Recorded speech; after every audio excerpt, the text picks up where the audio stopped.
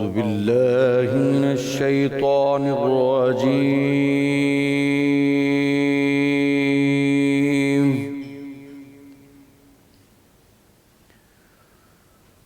بسم الله الرحمن الرحيم.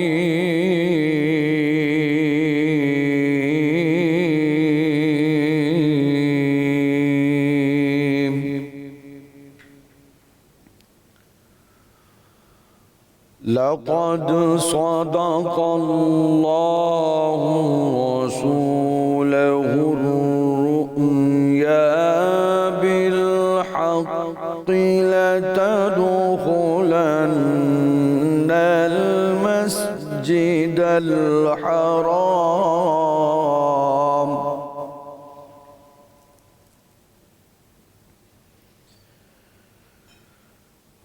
لتدخلن المسجد الحرام إن شاء الله آمنين.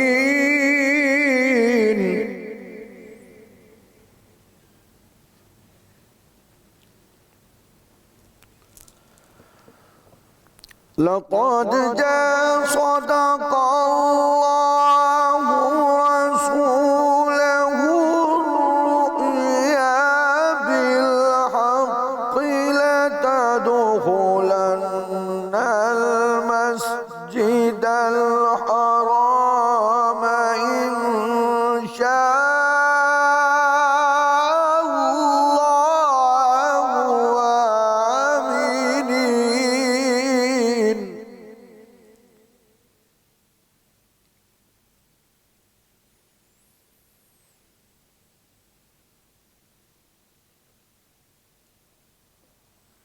إن شاء الله آمنين محلقين رؤوسكم ومقصرين لا تخافون.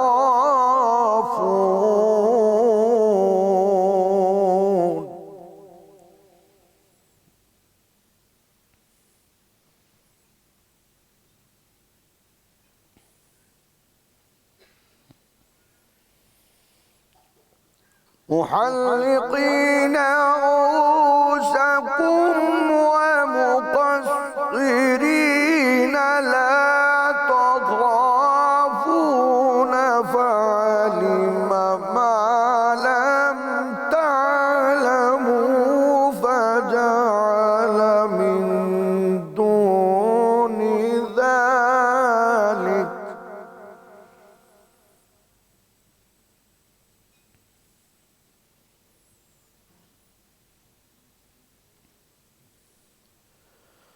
فعلم ما لم تعلموا فجعل من دون ذلك فتحا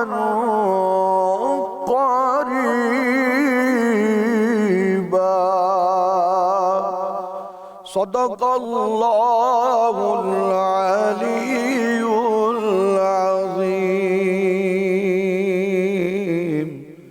وصدق رسوله النبي الكريم الأمين. ماشاءاللہ. شروع اللہ کے پاک نام سے جو بڑا مہربان اور نہایت رحم فرمانے والا ہے. حقیقت یہ ہے کہ اللہ تعالیٰ نے اپنے رسول صلی اللہ علیہ وآلہ وسلم کو سچا خواب دکھایا ہے جو واقع کے بالکل مطابق ہے، اور تم لوگ انشاءاللہ ضرور بالضرور مسجد حرام میں اس طرح امن و امان کے ساتھ داخل ہوگے کہ تم میں سے کچھ نے اپنے سروں کو بے خوف و خطر منڈوایا ہوگا اور کچھ نے بال تراشے ہوں گے. اللہ تعالیٰ وہ باتیں جانتا ہے جو تمہیں معلوم نہیں ہیں. چنانچہ اس نے وہ خواب پورا ہونے سے پہلے ایک قریبی فتح طے کر دی ہے۔ صدق اللہ العلی العظیم۔ بسم اللہ الرحمن الرحیم۔ تمام حاضرین، تمام ناظرین، جہاں جہاں بھی سما ٹی وی کی یہ ٹرانسمیشن دیکھی جا رہی ہے، ان سب کو میرا السلام علیکم۔ مدیہ آپ کو بھی السلام علیکم۔ وعلیکم السلام احسن، مزاج بخیر؟ اللہ کا بڑا کرم، آپ کو مبارک ہو، آج بڑا زبردست دن ہے، فتح مکہ کا دن ہے، بالکل بہت خوبصورت دن ہے۔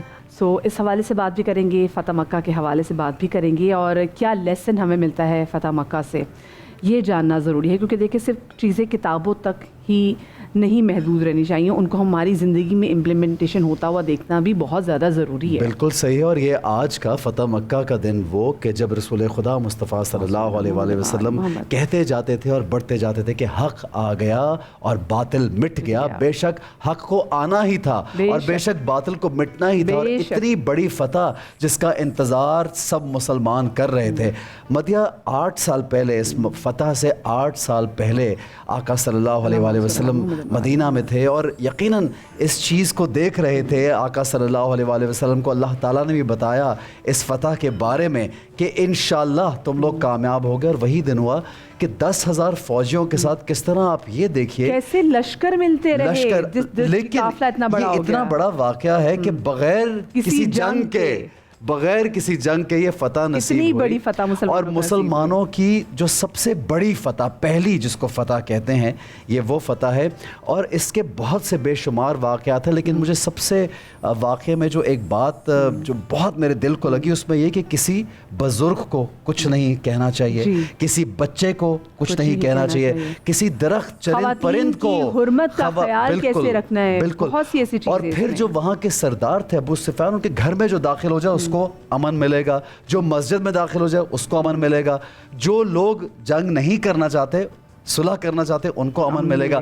ایک واقعہ جو میری نظر سے گزرا اور مجھے اس نے حیرت میں ڈال دیا کہ جب یہ قافلہ رواں دواں تھا تو ایک چھوٹا سا فیملی کتے کی، یعنی یہ کتیا تھی اور ساتھ اس کے بچے تھے جو راستے میں پڑے ہوئے تھے کہیں، تو آقا صلی اللہ علیہ وآلہ وسلم نے روکا سب کو، اور وہاں پہ ایک صحابی کو کھڑا کیا کہ کہیں یہاں پہ اس کے اوپر سے کوئی نہ گزر جائے اور اس کا خیال رکھنا۔ تو آپ دیکھیے کہ رحمت للعالمین جو ان کو کہا گیا وہ اسی لیے کہا گیا کہ وہ سب کے لیے رحمت ہے، سب کے لیے، سب کے لیے۔ تو جناب یہ وہ خوبصورت دن ہے جب حضرت بلال نے آذان دی، وہ آذان جو ہے وہ ہمیشہ کے لیے ہم اس کو یاد بھی کہتے ہیں، یہ وہی دن ہے جو ہمیشہ زندہ رہے گی۔ اور اس آذان کو جب لوگوں نے سنا تو لوگوں نے پھر دیکھا کہ یہ غلام کی حیثیت ہے، غلام کا مرتبہ ہے، جو کہ میرے رسول پاک صلی اللہ علیہ وسلم نے دیا کہ غلام کو بھی کیسے عزت دینی ہے اور کس طریقے سے غلاموں کو آزاد کرنا، یہ لوگوں نے سیکھا رسول پاک صلی اللہ علیہ وسلم سے۔ اور یہ وہی دن ہے کہ جب بت جو تھے کعبہ کے گرائے گئے، امام علی کو رسول خدا صلی اللہ علیہ وآلہ وسلم نے اپنے کندھوں پر اٹھایا، اور کیسے لاتو بالکل بڑے بڑے ان کے بت ہیں، اور تمام صحابی رسول صلی اللہ علیہ وآلہ وسلم جو ساتھ دے، آپ دیکھیے کہ 10,000 کا لشکر اور ایک سے بڑھ کر ایک آقا صلی اللہ علیہ وآلہ وسلم۔ تو ہم انہی کا ذکر کریں گے، صحابی رسول کا ذکر کریں گے اور فتح مکہ کا ذکر کریں گے، اور مدیہ نے جو اعتکاف کی بات کی وہ بہت ضروری ہے کہ 20واں روزہ آج انشاءاللہ، جی ہاں، آج شام سے بہت سے لوگ اعتکاف میں بیٹھ جائیں گے، اس کے بارے میں بھی ہم ذکر کریں گے، لیکن ایک پیکیج دیکھتے ہیں۔ جی غزوہ فتح مکہ، جس کو فتح اعظم اور فتح مکہ بھی کہا گیا، اس غزوہ کی بدولت مسلمانوں کو شہر مکہ پر فتح حاصل ہوئی۔ فتح مکہ کے سبب قریش مکہ کی جانب سے اس معاہدے کی خلاف ورزی تھی جو ان کے اور مسلمانوں کے درمیان ہوا تھا۔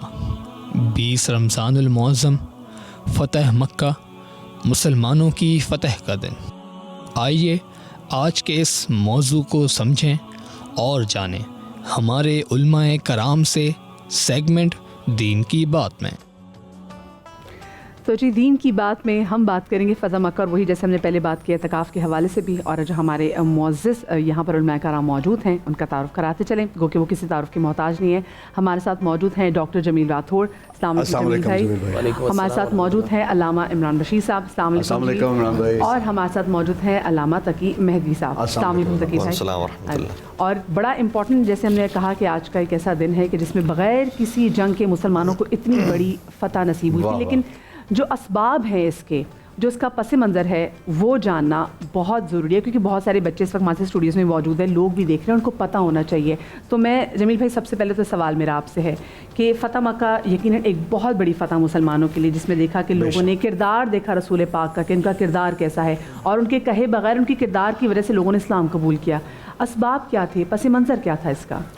بسم اللہ الرحمن الرحیم. الصلاۃ والسلام علیک یا رسول اللہ وعلی آلک واصحابک یا حبیب اللہ.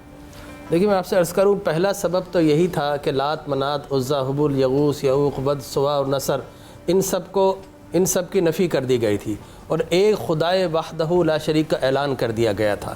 صفا کی پہاڑ پر کھڑے ہو کر جب آقا کریم علیہ الصلوۃ والسلام نے فرمایا قولوا لا الہ الا اللہ تفلحوا، لوگو لا الہ الا اللہ کہو اور فلاح پا جاؤ، تو اسی وقت تبلک اما جمانہ کی جو صدائیں آئی تھیں وہ اس بات کی نشاندہی تھی کہ اب یقینی طور پر مکہ میں انقلاب آ کر رہے گا، اب دنیا میں توحید کے ڈنکے بج کر رہیں گے، اور اب انسان جو جگہ جگہ جھک کر تذلیل انسانیت کر رہا تھا، اب ساری جھکی انسانیت کا سر فخر سے بلند کر کے اور پھر ایک خدائے وحدہ لا شریک کے سامنے جھکانے والا آ گیا ہے. لہٰذا آغاز تو اسی وقت ہو گیا تھا. لیکن فوری عوامل کی اگر بات کروں تو مکۃ المکرمہ کے اندر یقینی طور پر اطراف و اکناف میں قبائل میں طریقہ تھا کہ وہ ایک دوسرے کے الائز ہوتے تھے. آج بھی دنیا میں ایسا ہے، بہت سارے مختلف جو فورم بنتے ہیں جس طرح نیٹو اور سیٹو یہ سب بنتے رہے، تو وہاں پر جب آقا کریم علیہ الصلوۃ والتسلیم بنو خزاع ایک قبیلہ تھا جو رسول مکرم صلی اللہ علیہ وسلم کا الائی تھا، اور دوسرا قبیلہ تھا بنو ابو بکر جو کہ قریش مکہ کا الائی تھا. اس لیے کہ حدیبیہ کے موقع پر باقاعدہ ایک ایگریمنٹ سائن ہو گیا تھا، اور اس سائن کی روح سے کہ اس سال تو آپ عمرہ نہیں کر سکتے، اگلے سال آپ عمرہ کریں گے. جو قاری صاحب نے آیات تلاوت کی نا اس کا بھی یہی تھا. اس لیے کہ رسول خدا صلی اللہ علیہ وسلم کو ہجرت پر مجبور کیا گیا، بدترین مظالم ڈھائے گئے، لوگوں کو شہید کیا گیا، پھر حالت احرام میں واپس بھیج دیا گیا. رسول مکرم صلی اللہ علیہ وسلم نے فرمایا کہ اللہ تبارک و تعالی نے مجھے خواب میں دکھایا ہے کہ ہم طواف کریں گے، اور اگلے سال آپ نے طواف کیا. اور اس کے بعد پھر باقاعدہ عہد شکنی کی گئی، اور قبیلہ بنو خزاع پر رات کو سب و شتم کیا گیا، ان کو مارا گیا، قتل کیا گیا، اور شب خون ایک برپا کر دی گئی. یہ ہمیشہ سے ظالموں کا طریقہ ہے کہ نہیتوں کو مارتے ہیں. اب آقا کریم علیہ الصلوۃ والتسلیم دو احادیث مبارکہ ہمیں ملتی ہے، ایک ام المؤمنین عائشہ صدیقہ سے اور ایک ام المؤمنین حضرت ام میمونہ رضی اللہ تعالی عنہا سے، کہ حضور اکرم تاجدار کائنات صلی اللہ علیہ وسلم وضو فرما رہے تہجد کا، یکا یک آپ کی زبان سے بلند ہوتا ہے لبیک لبیک لبیک، نصرتو مدد کی گئی مدد کی گئی مدد کی گئی. تو ام المؤمنین فرماتی یا رسول اللہ آپ نے خلاف واقعہ آج ایسا کیوں کہا کہ آج کی رات بنو خزاع پر بڑی بھاری ہے، وہ مجھے مدد کے لیے پکار رہے تھے، تو میں نے کہا لبیک لبیک لبیک، اور میں تمہاری، اس لیے کہ وہاں کا جو شاعر تھا رجساں تھا وہ چیخ چیخ کر کہہ رہا تھا، اشعار پڑھ رہا تھا، ہم لٹ گئے ہم مر گئے. تو میں نے ان سے کہا تمہاری مدد کی جائے گی. اور دوسری حدیث مبارک حضرت عائشہ صدیقہ سے کہ وہ فرماتی ہیں کہ حضور اکرم صلی اللہ علیہ وسلم نے فرمایا کہ اے عائشہ، آپ نے وہاں پر بھی یہ الفاظ کہے تو فرمایا کہ اے عائشہ آج کا دن بڑا بھاری ہے اور بنو خزاع پر قیامت گزری. کہا رسول اللہ اب کیا ہوگا؟ فرمایا خیر کی صورت اللہ نکالے گا. سبحان اللہ. چنانچہ وہ خیر کی صورت یہ نکلی، اور چشم فلک نے پہلی مرتبہ یہ منظر دیکھا کہ وہ جو مظلوم تھے آج ظالموں کی سرکوبی کے لیے آ رہے. 10,000 کا لشکر جرار ہے. آج کا دن یہ بتا رہا تھا آج بدلے کا دن ہے، آج انتقام کا دن ہے. دنیا کی دستور تھا، دنیا کی تاریخ تھی کہ جب وہ اقوام جو کہ مظلوم فاتح بن کر آتی ہیں تو پھر کھوپڑیوں کے مینار بنا دیے جاتے ہیں. مکہ والے بھی تھر تھر کانپ رہے تھے، لرز رہے تھے، لیکن آقا کریم علیہ الصلوۃ والتسلیم میں وہ منظر پیش کیا. چشم فلک نے ایسا منظر نہیں دیکھا تھا کہ آج کے دن چشم فلک نے یہ تو دیکھا تھا مفتو لوگوں کے سر جھکے ہوئے، لیکن عجب منظر تھا آج کا فاتح کا سر بھی جھکا ہوا تھا. اونٹ کے کجاوے کے ساتھ فرمایا لا تثریب علیکم اليوم، آج کے دن کوئی تمہیں ملامت نہیں ہے، نہ درخت کاٹے جائیں گے، نہ خواتین کو مارا جائے گا، نہ تمہارے بچوں کا زد و کوب کیا جائے گا، نہ تمہارے جانوروں سے کچھ اعراض کیا جائے گا. آج کے دن جو کعبۃ اللہ میں داخل ہو گیا اس کے لیے امان ہے. آج کے دن جو ابو سفیان کے گھر میں آ گیا اس کے لیے امان ہے. ہے، اور آج کے دن جس نے گھر کے دروازے بند کر لیے اس کے لیے بھی امان ہے۔ ٹھیک ہے جمیل بھائی، بہت خوبصورت بات ہے۔ اور جب آقا صلی اللہ علیہ وآلہ وسلم مدینہ میں تھے تو حضرت عائشہ رضی اللہ تعالیٰ عنہا سے انہوں نے کہا کہ عائشہ میرا سامان باندھ دو کیونکہ مجھے روانہ ہونا، اور اس کے بعد ہی صحابہ کرام سے بات کی۔ عمران بھائی اور مولانا صاحب آپ بھی موجود ہیں یہاں پہ، میں چاہوں گا آپ بھی شامل ہوں۔ فتح مکہ کا مقصد ایک تو یہ تھا کہ دین اسلام کی جو فتح ہے اس کو دنیا بھر میں اور اس علاقے میں ظاہر کرنا، جو کہ کفار یہ سمجھتے تھے کہ شاید یہ کبھی بھی ایسا نہیں ہوگا۔ اس کے بعد آقا صلی اللہ علیہ وآلہ وسلم کا جو رویہ ہے، جو آج ہمیں سیکھنا ہے لوگوں سے، کہ آقا صلی اللہ علیہ وآلہ وسلم نے دشمنوں کے ساتھ بھی کیسا سلوک کیا، یہاں تک کہ وہاں کے چرند پرند نباتات ان کے ساتھ بھی کیا سلوک کیا، اس کے بارے میں کیا کہیں گے آپ؟ بسم اللہ الرحمن الرحیم، نحمدہ ونصلی علی رسولہ الکریم۔ اصل میں یہ بنیاد شروع ہوتی ہے بدر سے۔ بدر بھی آقا علیہ الصلوۃ والسلام کی آنسوؤں کا صدقہ ہے، جی ہاں، اور فتح مکہ بھی آقا کریم علیہ الصلوۃ والسلام کے آنسوؤں کا صدقہ ہے، بے شک، اور وہ بھی آپ کی عجز و انکساری کے بدلے میں اس کو 4 چاند لگائے۔ اس کو بھی عجز و انکساری نے قیامت تک کے لیے، جیسے قبلہ ڈاکٹر صاحب فرما رہے تھے کہ ایسا منظر کسی نے نہیں دیکھا کہ ہمیشہ فاتح لوگوں کے سر تو اٹھے ہوئے ہوتے ہیں، بالکل مفتوح کے جھکے ہوتے ہیں، یہاں الٹ معاملہ ہو رہا ہے۔ تو آپ بدر سے تھوڑا سا میں ایک بیسک بنیاد عرض کرنا چاہوں گا کہ آقا علیہ الصلوۃ والسلام جب بدر کے موقع پہ پہنچتے ہیں، بدر سے فتح مکہ تک کا سفر، یہ ایک بڑا خوبصورت عنوان ہے۔ بدر سے، چونکہ بدر بھی رمضان میں ہوا اور فتح مکہ بھی رمضان میں ہوا، وہ 2 میں یا 6 میں، 2 میں یا 8 میں، 6 سال کا فرق۔ تو بدر کے موقع پہ سب سے پہلے اللہ کے محبوب نے جو حکم فرمایا صحابہ کو، جس کا قرآن پاک میں ذکر بھی ہے، وَهُمْ بَدَؤُكُمْ أَوَّلَ مَرَّةٍ، وہ ابتدا کریں گے، تم نے ابتدا نہیں کرنی لڑائی کی۔ اتنے مظالم برداشت کرنے کے بعد بھی دوسرا فرمایا کہ جب ان کو جب پانی کی ضرورت ہو، پانی نہیں روکنا، دشمنوں کا جو جان لینے کے لیے۔ اور تیسرے نمبر پہ فرمایا کہ ان حضرات کے ساتھ پہلی رات تو آقا علیہ السلام اللہ کی بارگاہ میں عجز و انکساری کے ساتھ روتے دھوتے رہے، اور دوسری رات بھی نہیں سوئے۔ وجہ پوچھی کہ بے چینی کے ساتھ ٹہل رہے ہیں، تو کہا جو بدر پہ قیدی، بدر کے موقع میں قیدی جو پکڑے گئے ہیں، ان کو جو باندھا ہوا ہے، ان کے کراہنے کی وجہ سے رحمت للعالمین کو نیند نہیں آ رہی۔ اللہ اکبر، جو دشمنوں کے تڑپنے پہ بھی تڑپے، اسی کو تو رحمت للعالمین کہتے ہیں۔ ابو عزہ ایک بہت ظالم شاعر تھا اور بڑا بدنصیب انسان، آقا علیہ السلام کے خلاف شعر و شاعری کیا کرتا تھا، وہ پکڑا گیا، اور طے یہ ہوا کہ 1000 درہم سے 4000 درہم تک بدلے میں دیا جائے گا۔ جب اس کی باری ہے تو آ کے کہنے لگا، اے رحمت للعالمین، میری 5 بیٹیاں ہیں، تو میں ان کی دیکھ بھال کروں یا یہاں پیسے جمع کراؤں؟ تو آپ نے فرمایا اس کی 5 بیٹیاں ہیں، بیٹیوں والوں کے لیے امام الانبیاء جو رحمت بن کر آئے ہیں، فوراً اس کو بیٹیوں کا سنتے ہی رہا کر دیا۔ ابو عزیز مصعب بن عمیر کے جو بھائی ہیں، ان کو جب پکڑا گیا، مصعب بن عمیر پہلے مبلغ اسلام ہیں مدینہ منورہ میں، جن کو حضور نے دائی بنا کر بھیجا، ان کو جب جس صحابی نے پکڑا، خود خشک روٹی کھا رہے ہیں، اس کو تازہ روٹی کھلا رہے ہیں، خود جو ہے وہ پانی سے گزارا چلا رہے ہیں، اس کو کھجور سے گزارا۔ تو یہ دیکھ کر اسلام میں داخل ہوتے، یہ بیس بنتی ہے۔ اور جب فاتح مکہ بن کے جا رہے ہیں تو اس سے پہلے ہی بشارت آ گئی، عَسَى اللَّهُ أَن يَجْعَلَ بَيْنَكُمْ وَبَيْنَ الَّذِينَ عَادَيْتُم مِّنْهُم مَّوَدَّةً، کہ اللہ تمہیں خوشخبری دے رہا ہے کہ جو جانی دشمن ہیں، جن پہ آپ قبضہ کرنے جا رہے ہیں، میں اللہ تمہیں گارنٹی دے رہا ہوں کہ وہ تمہارے ایسے پیار کرنے والے ہو جائیں گے جیسے پیار کرنے کا حق ہے۔ سبحان اللہ، سبحان، کیا بات ہے۔ عمران بھائی، گفتگو کا سلسلہ بھی جاری رکھیں، میں علامہ صاحب کو بھی شامل کرنا چاہوں گا۔ علامہ صاحب، بہت ہی خوبصورت گفتگو ہے، کیا کہنا چاہیں گے؟ اچھا، کیونکہ وقت کافی مختصر ہے، ہم سوال تھرو کر کے چلے جاتے ہیں کیونکہ کچھ سیکنڈز ہیں، تو پھر علامہ صاحب کی بات 1 منٹ ہے مدیہ، 1 منٹ جی ہاں۔ بسم اللہ الرحمن الرحیم۔ جی، بہت بڑی کامیابی کا دن ہے، اور اس کامیابی کے حوالے سے پورا ایک سورہ موجود ہے جو ہمارے بچوں کو انشاءاللہ یاد بھی ہوگا کہ بسم اللہ الرحمن الرحیم، اذا جاء نصر اللہ والفتح ورأیت الناس يدخلون فی دین اللہ افواجا فسبح بحمد ربک واستغفر انہ کان توابا۔ اتنا خوبصورت میسج موجود ہے کہ جب تمہارے لیے کامیابی آ جائے اور نصرت الہی پہنچ جائے اور فوج در فوج لوگ تمہارے دین میں داخل ہو رہے ہو، تو تم کیا کرو؟ صرف خوشی نہیں منانی ہے، صرف مبارکبادی نہیں دینی ہے، بلکہ فسبح بحمد ربک واستغفر، پروردگار کو فراموش نہ کرو، پروردگار کی تسبیح بھی کرو اس کے حمد کے ساتھ، اور استغفار بھی کرتے رہو، انہو کان توابا۔ دیکھیں ہمارے عام طور پر استغفار کیا جاتا ہے گناہوں کے اوپر، لیکن خوشی کے موقع پر استغفار پروردگار سکھا رہا ہے، خوشی کے موقع پر بھی استغفار کو انسان فراموش نہ کرے۔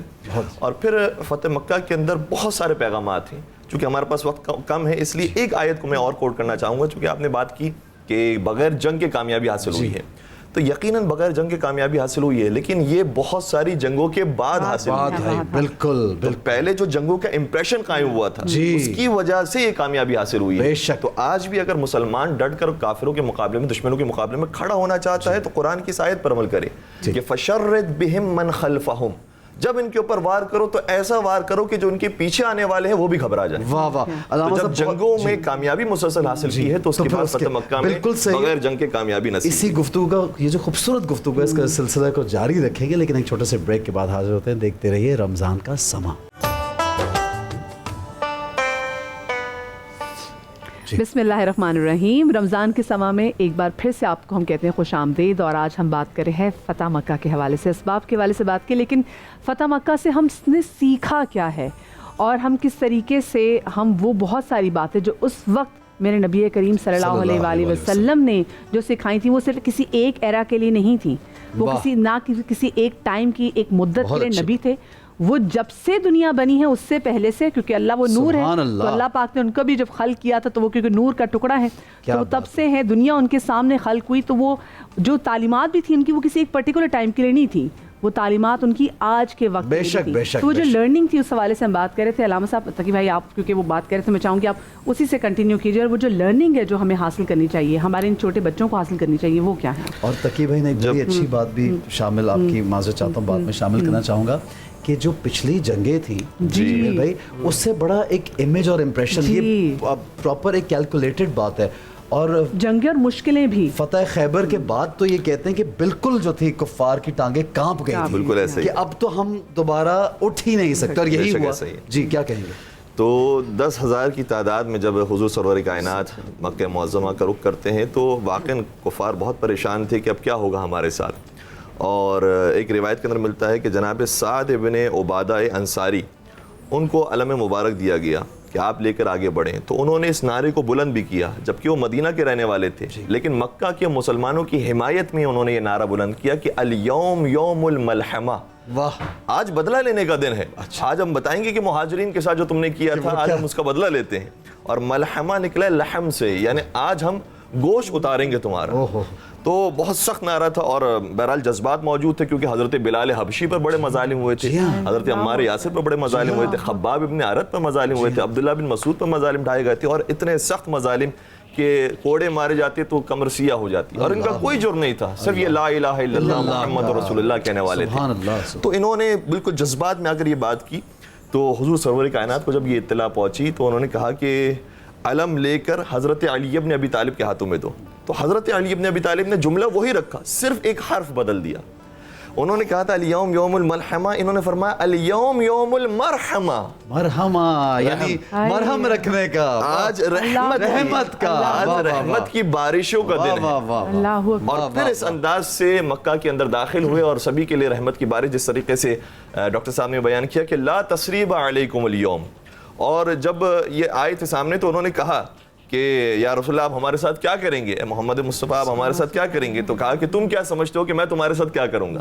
کہا کہ آپ اخ کریم ہیں اور آپ ابن اخ کریم ہیں، آپ خود بھی کریم کے بھائی اور بیٹے ہیں کریم کے، تو آپ کریم ابن کریم ہیں، آپ کرم ہی فرمائیں گے۔ تو پھر آقا سرور کائنات نے شاہ فرمایا لا تثریب علیکم اليوم، آج تمہارے اوپر کوئی گناہ نہیں ہے، کوئی تمہاری مواخذہ نہیں کیا جائے گا، لیکن ایک اور جملہ بھی شاہ فرمایا اذهبوا انتم الطلقاء، تم آزاد ہو گئے ہو، تم چلے جاؤ، تمہیں ہم نے آزاد کر دیا ہے۔ یہ جو طلقاء کی اصطلاح ہے یہ اس وقت آئی ہے فتح مکہ کے موقع پر، ٹھیک ہے، اور پھر یہی ہمیں کربلا کے میدان میں بھی نظر آتی ہے کہ جب شہزادی زینب کبریٰ سلام اللہ علیہا کو شام کے دربار میں لایا گیا تو باقاعدہ بی بی نے یزید کو یہ مخاطب کر کے کہا کہ تم طلقاء کے بیٹے تھے، کیسے ہو سکتا ہے کہ تمہاری خواتین حجاب میں رہیں اور جو اولاد رسول ہیں وہ بے حجاب رہیں؟ تو یہ اسی لفظ کو بعد میں جا کر تاریخ میں ریپیٹ بھی کیا گیا۔ ٹھیک ہے، بہت خوب جی۔ جمیل بھائی دیکھیے جس طرح بہت سے لوگ آقا صلی اللہ علیہ وآلہ وسلم کو دیکھ کے ظاہر ہے ان کو یہ لگا کہ اب تو ہماری جیت ہو ہی نہیں سکتی، اور موسٹلی تو سارے ساتھ تھے اور کچھ لوگ شامل ہو گئے آپ کے ساتھ، لیکن آپ نے تب بھی ان کو جنہوں نے اتنا ظلم بھی کیا ہوا تھا ان کو بھی معاف کر دیا، اس کے بارے میں کیا کہیں گے آپ؟ ماشاءاللہ بڑی اچھی گفتگو کی علماء کرام نے، سب سے پہلے تو میں اپریشیٹ کرتا ہوں، اور اس کے بعد میں آپ سے یہ عرض کروں کہ دیکھیے آقا کریم علیہ الصلوۃ والتسلیم کی حیات کا ہر لمحہ معجز نما ہے، بے شک ہر لمحہ ہی اعجاز ظہور ہوا کرتا تھا، لیکن غزوات کے اندر خاص طور پر جس طرح غزوہ بدر کے اندر حضرت عکاشہ کی تلوار ٹوٹ گئی، سرکار نے ٹہنی دی، دیکھیں جادو اور معجزے میں فرق ہے، جادو وہ ہوتا تھوڑی دیر کے لیے سحر ہوتا آنکھوں کا، لیکن معجزہ قیامت تک چلتا ہے، لہٰذا آپ نے ٹہنی توڑی اور حضرت عکاشہ کے ہاتھ میں دے دی، وہ تلوار بن گئی اور مرتے دم تک ان کے پاس رہی۔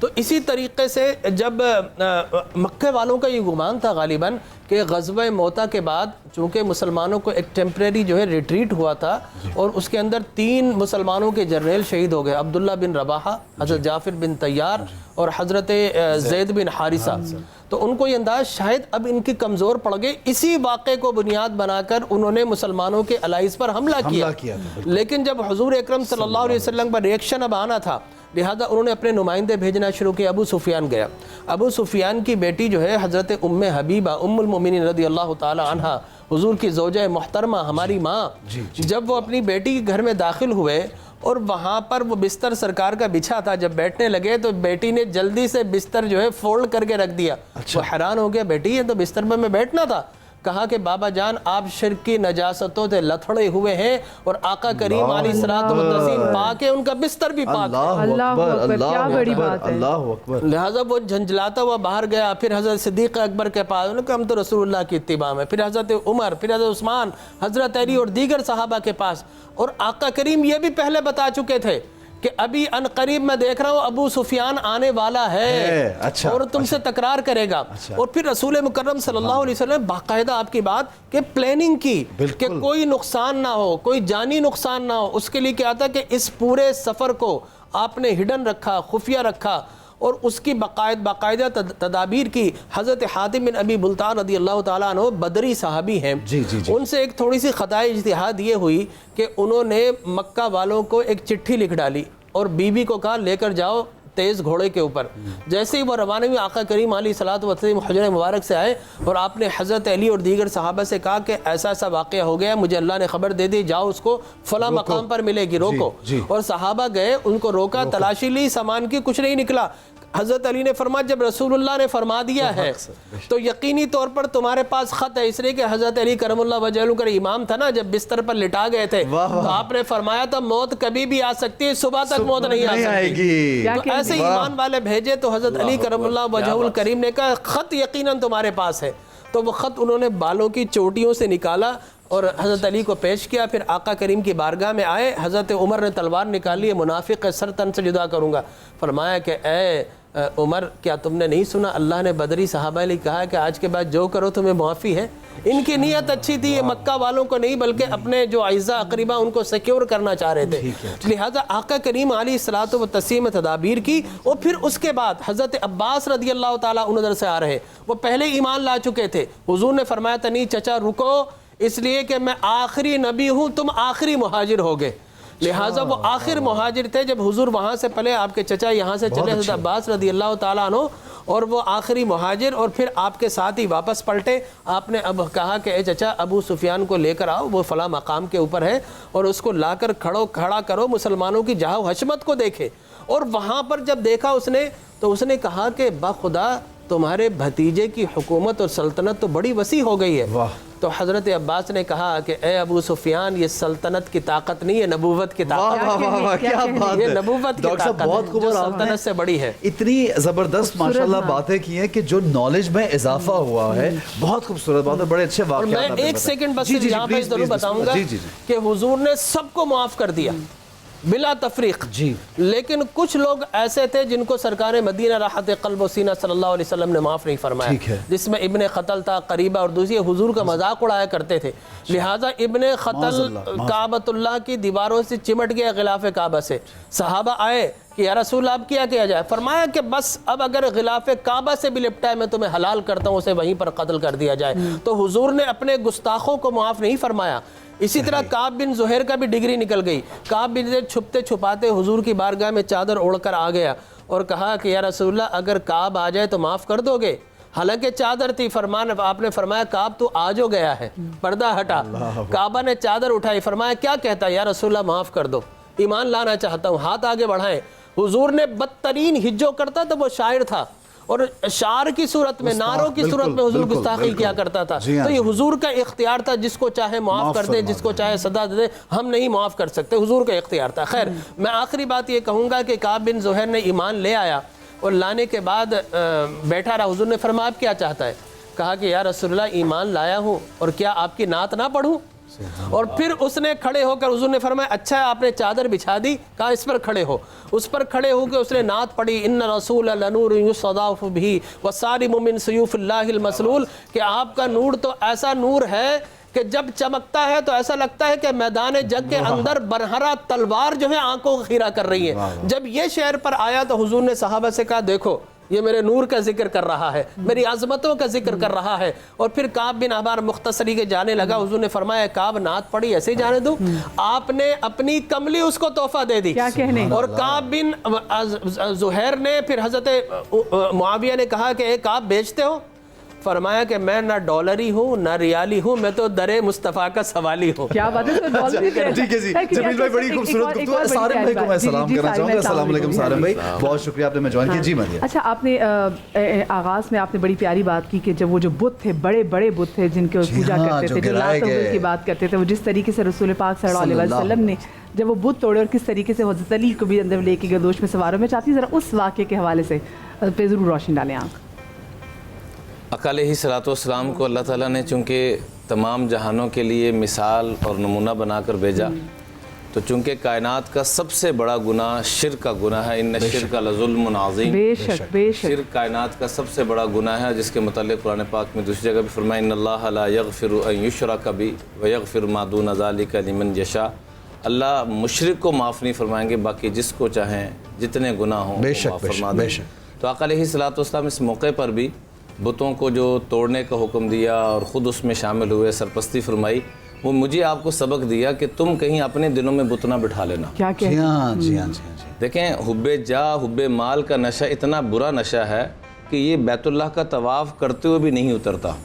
ایک اللہ والے اپنے شاگرد کو فارغ التحصیل جب ہوا، روانہ کر رہے تھے، تو روانہ کرتے ہوئے کہا کہ بیٹا کبھی خدا نہ بننا، کبھی رسول نہ بننا۔ نصیحت کیا کر رہے ہیں؟ خدا نہ بننا، رسول نہ بننا۔ جد پاک کا جی۔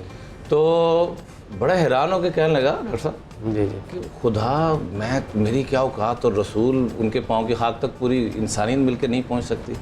کہ یہ کہنا کہ جو میں سوچ رہا ہوں وہی ہو، یہ خدا کی صفت ہے، جو میں کہہ رہا ہوں وہ صحیح ہے، یہ رسول کی صفت ہے۔ اچھا، بہت بڑی بات ہے، اس لیے بہت بڑی بات۔ اپنے اندر سے آج ہماری جتنی بھی لڑائیاں ہو رہی ہیں، دیکھیں فتح مکہ کے اندر ہمیں سب سے بڑا جو سبق ملتا ہے وہ اپنی حیثیت کو بے حیثیت کرنا۔ کائنات میں اللہ نے سب سے بڑی حیثیت جو بنائی ہے سبحان اللہ، ان کے صدقے سے سب کو حیثیت، بے شک بے شک بے ان شک، کے صدقے سے سب کو عزتیں ملی ہیں۔ لیکن جب داخل ہو رہے ہیں فاتح بن کے، تو اونٹ کی کوہان کے ساتھ سر مبارک لگ رہا ہے، اور زبان اقدس پہ الفاظ کیا ہیں؟ الحمدللہ وحدہ وہزم الاحزاب وحدہ ونصر عبدہ وانجز وعدہ۔ اے مالک تعریفیں تو صرف تیرے لیے ہیں، تو نے ہی تمام لشکروں کو شکست دی ہے اور اپنے بندے کی مدد فرمائی ہے، اپنے وعدوں کو پورا فرمایا۔ بہت اچھا جی علامہ صاحب، میں چاہوں گا آپ بھی گفتگو میں شامل ہوں، اور کس طرح سے رسول خدا مصطفیٰ صلی اللہ علیہ وآلہ وسلم جو تھے وہ خوش بھی تھے، اور پھر آقا صلی اللہ علیہ وآلہ وسلم کے صحابی خوش بھی تھے، انہوں نے ساتھ دیا، جو آقا صلی اللہ علیہ وسلم کہتے جاتے تھے وہ مانتے جاتے تھے۔ کیا کہیں گے آپ؟ یہ بڑا خوبصورت منظر تھا کہ حضرت بلال حبشی کعبہ کی مینار پر تشریف لے گئے اور انہوں نے آذان دی، اور وہی حضرت بلال کے جن کو پہلے روندا کرتے تھے یہی کفاران قریش اور گلیوں میں گھسیٹا کرتے تھے، آج وہ ان سب کے اوپر ہیں، ان سب کے سروں کے اوپر ہیں، اور کعبے کی مینار پر چڑھ کر انہوں نے آذان دی۔ اور جس طریقے سے سوال بھی کیا گیا کہ بتوں کو توڑنے کے لیے مولا علی مشکل کشا کا سہارا لیا گیا۔ پہلے کہا مولا علی علیہ السلام نے کہ یا نبی اللہ، آپ میرے اوپر سوار ہو جائیں اور آپ خود اپنے دست مبارک سے بتوں کو توڑیں. تو نبی نے بیان بھی فرمایا اور باقاعدہ مولا علی کی دوش مبارک پر تشریف بھی لائے, لیکن مولا علی بھی اس وزن کو برداشت نہیں کر سکے. تو نبی اکرم نے ارشاد فرمایا کہ یہ میری نبوت کا وزن ہے جو روئے عرض پر کوئی بھی برداشت نہیں کر سکتا. اور پھر مولا علی کو حکم دیا کہ آپ میرے دوش پر آ جائیں, اور مولا علی پھر نبی اکرم کی دوش مبارک پر آئے اور انہوں نے حبل کو اور باقی سارے بتوں کو توڑا. اور یہ بھی نبی اکرم نے ارشاد فرمایا کہ سب سے پہلے بتوں کو توڑنے والے حضرت ابراہیم علیہ السلام تھے, اور سب سے آخری جو بتوں کو توڑنے والے ہیں وہ علی ابن ابی طالب علیہ السلام. اور اس کے بعد جو نقشہ تبدیل ہو گیا, سبھی جو ہے وہ مسلمان ہو گئے. لیکن قرآن کریم کی ایک اور آیت بھی نازل ہوئی, سورہ حدید سورہ نمبر 57 آیت نمبر 10 ہے, جس میں ارشاد ہوتا ہے کہ لا یستوی منکم من انفق من قبل الفتح وقاتل اولئک اعظم درجۃ من الذین انفقوا من بعد وقاتلوا وکلا وعد اللہ الحسنى. قرآن کریم کہتا ہے کہ وہ دو افراد برابر نہیں ہیں جو فتح مکہ سے پہلے ایمان لے کر آئے, انہوں نے انفاق کیا, اور فتح مکہ سے پہلے انہوں نے جہاد کیا. ان کا کیا کہنا کہ فتح مکہ سے پہلے انہوں نے پورے اختیار کے ساتھ جہاد کیا اور پورے اختیار کے ساتھ قربانیں دیے ہیں. اور بعض ایسے ہیں کہ جنہوں نے فتح مکہ کے بعد اسلام قبول کیا ہے اور انہوں نے انفاق اور جہاد کیا ہے, تو یہ دونوں برابر نہیں ہیں. البتہ دونوں کے لیے پروردگار کا جو وعدہ ہے قیامت کا وہ یہی ہے کہ اگر یہاں نیکی کرو گے تو وہاں اس کی جزا پاؤ گے, اور سب کے لیے حسنات کا وعدہ کیا. سبحان اللہ. جی بہت خوبصورت جی. ہمیں بریک کی طرف جانا ہے, لیکن کیونکہ سالم بھائی یہاں پر موجود بھی ہیں اور یہاں پر ایک فیملی بھی ہمارے ساتھ موجود ہے جن کی آج ہم نے مدد کرنی ہے انشاءاللہ. رمضان المبارک جانے میں اب صرف اور صرف 10 دن باقی ہیں, اور یہی وہ ٹائم ہے جہاں اتنی چھوٹی سی نیکی کا اللہ پاک بہت بڑا اجر دیتا ہے. تو آج آپ اور میں مل کے اجر کمائیں گے, لیکن اس چھوٹی سی بریک کے بعد کہیں مت جائیے گا. دیکھتے رہیے رمضان کا سما.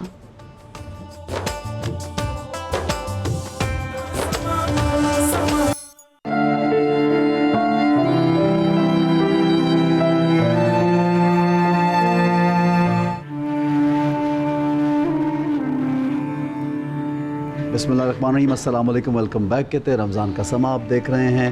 گفتگو فتح مکہ کے بارے میں ہم لوگ کر رہے ہیں, اور اس ہستی کا ذکر کر رہے ہیں جو رحمت للعالمین آقا صلی اللہ علیہ وآلہ وسلم, جو رحمت ہی رحمت ہیں, اور آج بھی ان کی رحمت کا جو فیض ہے اس سے ہم سب لوگ, سب مسلمان فائدہ اٹھا رہے ہیں. انفیکٹ پوری دنیا, پوری کائنات. اور اس فائدہ اٹھانے کی جب ہم بات کرتے ہیں آقا صلی اللہ علیہ وآلہ وسلم نے سے, اور انہوں نے جو ہمیں درس دیا اس میں ایک سب سے بڑا درس انسانیت کا ہے. اچھا انسان ہونا ایک سب سے بڑا اسلام کا جو جس کو کہتے ہیں نا ایک بیس ہے اسلام کی.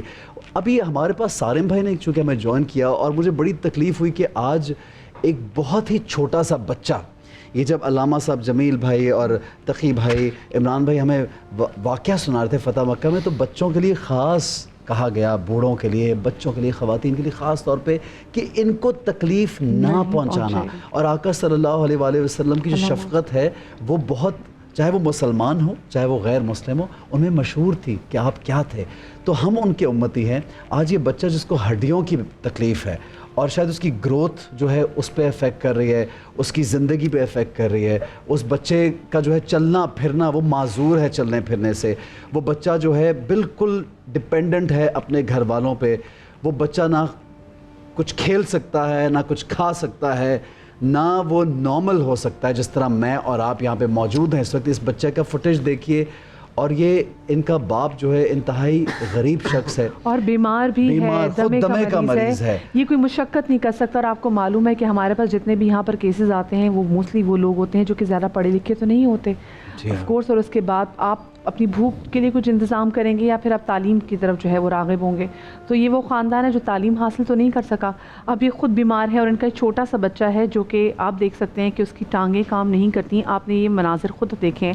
تو میں چاہوں گی کہ دنیا کا کوئی انسان جو ہے نا وہ کسی بچے, آپ دیکھیں, آپ جب ہم ایک سرٹن ایج میں لوگوں کو دیکھتے ہیں تو ہم یہ سوچ لیتے ہیں کہ اچھا یہ اس کی بھائی اس کا نصیب ایسا ہے, وہ بیچارہ غریب ہے, یا وہ خود محنت کرے کوشش. ایک بچہ کیا کرے گا جس نے دنیا دیکھی نہیں ابھی, اس کو پتہ ہی نہیں کہ دنیا میں میں نے کیسے سروائیو کرنا ہے. باپ بیمار اگر کچھ ہو گیا تو کیا کریں گے یہ؟ تو آپ بتائیں کہ کیا یہ بچہ خدا نہ خاصہ اس کا باپ جو بیمار اس کو کچھ ہو جائے, اگر آپ اور ہم اس کی ہیلپ نہیں کریں گے تو بہت یہاں پر مسئلہ اس ہے. سالم بھائی میں آپ سے جاننا چاہوں گی کس طریقے سے لوگ اپنا گزر بسر کر رہے ہیں. ایک ہی بچہ ہے وہ بھی ایسا لاغر بیمار, بہت مشکل سے. وہ جو والد ہیں اس کے وہ اپنی بیٹی کے ہی رہ رہے ہیں, داماد کے ساتھ ہی رہ رہے ہیں. اچھا اس کا علاج ہے جی, صحیح اس لیے نہیں ہو رہا کہ روٹی کے پیسے نہیں ہیں, پھر وہ جو انکل ہیں ان کے اپنا جو وہ ہے میڈیسنس 4-5 ہزار روپے ہفتے کی دوا آتی ہے، سانس کے مریض ہیں وہ، تو اس کو اگر سپورٹ ہو جائے گی تو انشاءاللہ وہ بچہ بھی صحیح ہو جائے گا، اس کا والد بھی بہتر ہو جائے گا. بچے اپنے پاؤں پہ کھڑا ہو سکتا ہے، یہ ہو سکتا ہے، ڈاکٹر کو دکھایا ہے، ٹریٹمنٹ ہے، لیکن ٹریٹمنٹ ہوگا تو ہوگا. یہ وہ لوگ ہیں بیچارے جو پیٹ بھر روٹی نہیں کھا پاتے، وہ اپنی دوائیاں کہاں سے لیں گے؟ ڈاکٹر کے پاس جائیں گے کیسے؟ جی، یا ڈاکٹر کہہ دیتا ہے مچھلی کھلائیے اس کو، مرغی کھلائیے، سوپ پلائیے، اب وہ کہاں سے کریں وہ؟ تو وہ ساری پرابلمز آتی ہے. اگر کوئی علاج بھی ہو رہا ہے تو اس کے ساتھ پھر آپ کو اچھا فوڈ بھی چاہیے ہوتا ہے. پھلوں کی یخنیوں کی مطلب اس کے سبزیوں کی یخنی کی نوبت آ گئی، تو حالات ایسے کہ ہم تو خرید ہی نہیں سکتے. تو بالکل جی، میں ذرا جاتی ہوں یہ فیملی کے پاس. یہ بچہ ہے نعمان، بہت کم اس کی عمر ہے، جس کو آپ دیکھ رہے ہیں کہ یہاں پہ معصوم ہے بالکل، اس کو اندازہ نہیں کہ ہو کیا رہا ہے زندگی. اچھا، السلام علیکم جی، میں بیرون کے والد صاحب سے بات کروں گی. السلام علیکم جی. وعلیکم السلام. آپ مجھے بتائیں کہ آپ کی چاچا کتنے بچے ہیں؟ ایک ہی بچہ ہے، یہ ہے، گھر والی فوت ہو گئی. اچھا، ایک بیٹی ہے. یہ آپ کی بیٹی ہے، ٹھیک ہے. بس آپ کے 2 بچے ہیں آپ کے؟ بس. اچھا، اس کو بچے کو جب یہ پیدا ہوا تھا اس کو تب کوئی پرابلم تھی نعمان کو؟ چلتا تھا تب. یہ 2 سال پہلے ابھی چھوڑ دیا اس نے. پہلے چلتا گھومتا تھا، ابھی اس نے چھوڑ دیا. پیشاب ہنگے موٹے میں کراتا ہوں، بیٹی کرا دی ہے، کرایہ پہ بیٹھے ہوئے ہیں. تو آپ کھانا ہے اتنا بات کرتے ہوئے سانس چڑھا ہے، میں تو آپ کے لیے پریشان ہو رہی ہوں کہ تو آپ خود صحیح طریقے سے بات نہیں کر سکتے، تو آپ کیا کوئی کام بھی کرتے ہیں؟ کس طریقے سے آپ گزارا کرتے ہیں؟ ایک کھانے کا ٹائم ایک کھانا نہیں ہے.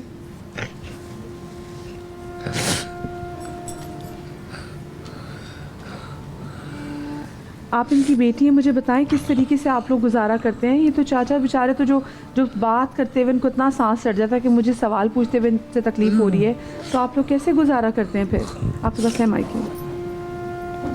جی، میرا ایک ہی بھائی ہے، ابو اور بھائی میرے ساتھ رہتے ہیں. میرا شوہر جو ہے وہ ٹھیلا چلاتا ہے، مزدوری کرتا ہے، کرائے پہ بیٹھے ہیں، گزارا نہیں ہمارا ہوتا صحیح سے. تو مجھے یہ بتائیں کہ پھر کس طریقے سے بھی ڈاکٹر، آپ لوگ ڈاکٹر کو دکھائے، ڈاکٹر کیا کہتے ہیں نعمان کے بارے میں؟ اس کا دکھایا بہت علاج پیسوں کہ بولے ہمارے پاس گنجائش نہیں ہے. کتنے پیسے؟ اور آپ کے والد صاحب کے بھی علاج کیا آپ نے کبھی دیکھا کہ ان کو بھی ڈاکٹر کے پاس؟ دمے کی بیماری ہے، ٹی بی کی ہے، اس کی بھی. یہ بس پمپ پہ دوائی پہ چلتا ہے، یہ نہیں ہوتے تو پھر اس کو بہت تکلیف ہوتی ہے. نوازہ لے کے گیا اس کو. ہاں جی، نوازہ. اچھا، نواب شاہ بولے 3 لاکھ خرچ کروں گا صحیح ہو جائے گا. 3 لاکھ کا خرچ ہوگا. ہاں، صحیح ہو جائے گا، مشین میں ڈالیں گے، پیروں پہ کھڑا ہو گیا، داخل ہوگا. ہمارے پاس پیسے لے گنجائش چاچا، نہیں. پیسے ہے نہیں اس کا CT سکین ہوگا، پیسے نہیں ہے. تو نعمان بات کرتا ہے؟ جی. ہاں. السلام علیکم. السلام علیکم. نعمان گلا بیٹھنا. کتنے سال کا نعمان؟ 10 سال کا. 10 سال کا. بولتے ہو کیا نام ہے؟ بدھائش نعمان. دیکھیے مدیہ، اس کے چہرے پہ تو وہی مسکراہٹ ہے جو کسی بھی ایک نارمل بچے کی چہرے پہ ہوتی ہے، کہ وہ معصوم بچہ ہے، اس کو اندازہ نہیں کہ اس کے ساتھ ہو کیا رہا ہے. لیکن چونکہ باپ اس قدر بیمار ہے، میں ان کے اس پیارے سے بچے کے باپ کی حالت دیکھ کے تو میں سمجھتا ہوں کہ پہلے تو ان کو علاج کی ضرورت ہے خود سے، اور وہ کچھ اپنے پیروں پہ کھڑا ہوگا، وہ آدمی کچھ کما سکے گا تو بچے کو شاید کھلا سکے بہتر.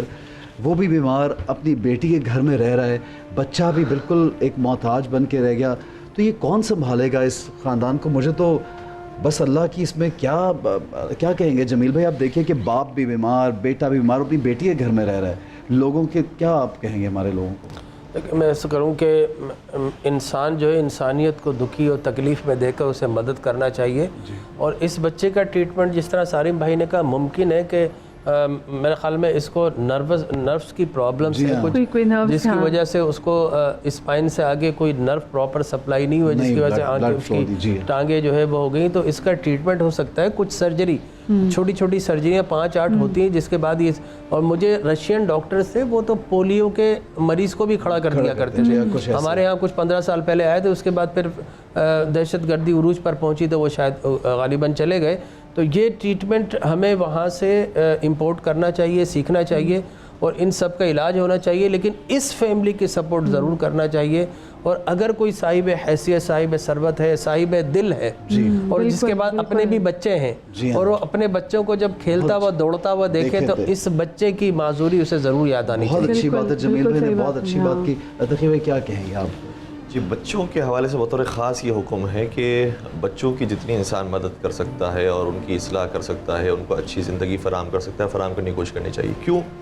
اس لیے کہ ان کو ابھی بہت زندگی گزارنی ہے، بہت سے نیک اعمال کرنے ہیں، دنیا میں بہت سے کارنامے دکھانے ہیں، اور یہ قرآن کریم کی آیت بھی ہے کہ اِنَّا نَحْنُ نُحْيِي الْمَوْتَى وَنَكْتُبُ مَا قَدَّمُوا وَآثَارَهُم، کہ ہم ان نامہ اعمال کو بھی لکھ رہے ہیں کہ جو تم نے ابھی انجام دے دیے ہیں، اور اس کو بھی لکھ رہے ہیں کہ جس کے آثار باقی ہیں، سبحان اللہ، اور وہ تمہارے نامہ اعمال میں لکھے جائیں گے۔ صدقہ جاریہ ہوگا، بالکل صدقہ جاری ہو جائے گا۔ اگر یہ بچہ آپ کی وجہ سے صحت حاصل کرتا ہے، تندرستی حاصل کرتا ہے، اچھی ایجوکیشن حاصل کرتا ہے، رزق حلال کماتا ہے اور معاشرے کے اندر کردار ادا کرتا ہے، تو یہ جو نیک کام کرتا رہے گا اس کا اجر و ثواب بھی بڑی نام ہے۔ بچوں کی مدد اس لیے بھی کرنا ہے کہ عمران بھی کہ بچہ بڑا ہو کے جب کوئی، کیونکہ اس کو بھی آگے نیک کام کرنے ہیں، یہ کتنی اچھی اپروچ ہے سوچنے کی جب کسی کی بچی کی مدد کرے تو۔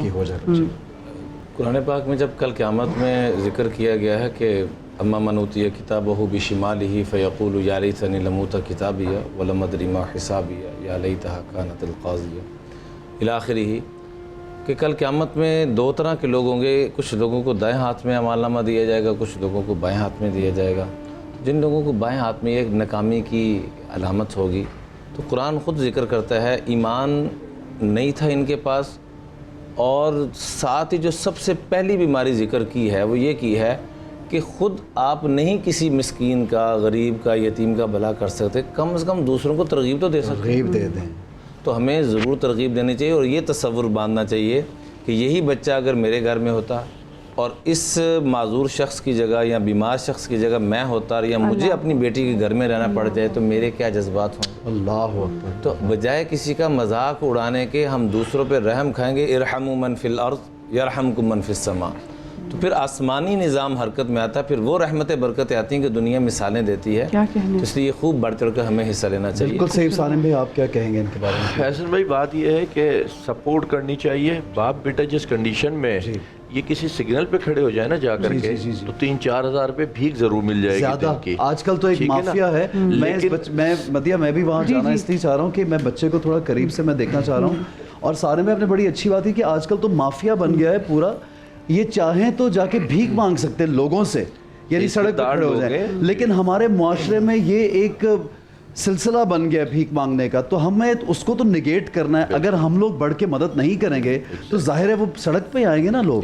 جی کیا کہیں گے آپ سارے میں بتائیے؟ تو بالکل میں یہ چاہتا ہوں کہ لوگ آگے بڑھیں، اس کی مدد کریں، اس کا ٹریٹمنٹ ہے خود سے کرا دیں، نہیں تو ہمارے تھرو کرا دیں، اور اس کو منتھلی سپورٹ کر دیں، اور بیٹی کیا بھلے رہے لیکن اگر باپ کی جیب میں پیسے اور بیٹی کے گھر کو بھی سپورٹ کر رہا ہے تو ڈیفینیٹلی پھر ادھر ایک عزت سے رہ سکتا ہے وہ۔ تو میرا خیال ہے کہ لوگ سپورٹ کریں گے تو ضرور بہتری آئے گی۔ میں جمیل بھائی ایک بات میں یہاں پہ کہنا چاہتا ہوں، میں قریب سے میرے بھائی جو ہیں ہمارا، کیونکہ یہ کوئی غیر نہیں ہے، یہ ہمارے معاشرے کا چونکہ حصہ ہے یہ آدمی، تو یہ ہمارے میں سے ہے نا، یہ ایک پاکستانی بھی ہے اور پھر رسول خدا صلی اللہ علیہ وآلہ وسلم کا امتی بھی ہے، سب سے بڑی بات ہے۔ اور رمضان کے یہ 10 دن جس کو ہم اعتکاف کے دن کہتے ہیں شروع ہو رہے ہیں آج، اچھا کتنی ہم نیکیاں کمانا چاہتے ہیں، ہماری کوشش ہوتی ہے کہ نوافل ادا کریں، قیام اللیل کریں، قرآن پڑھیں، زیادہ سے زیادہ ہمارا روزہ بہتر ہو، لیکن یہ جو نیکی ہم روز چل کے سامنے لے کے آتے ہیں لوگوں کے، تو میرا بھائی اس کی عمر اتنی زیادہ نہیں ہے، میں نے ابھی دیکھا ہے کہ یہ اپنی بیماری کی وجہ سے اس طرح کا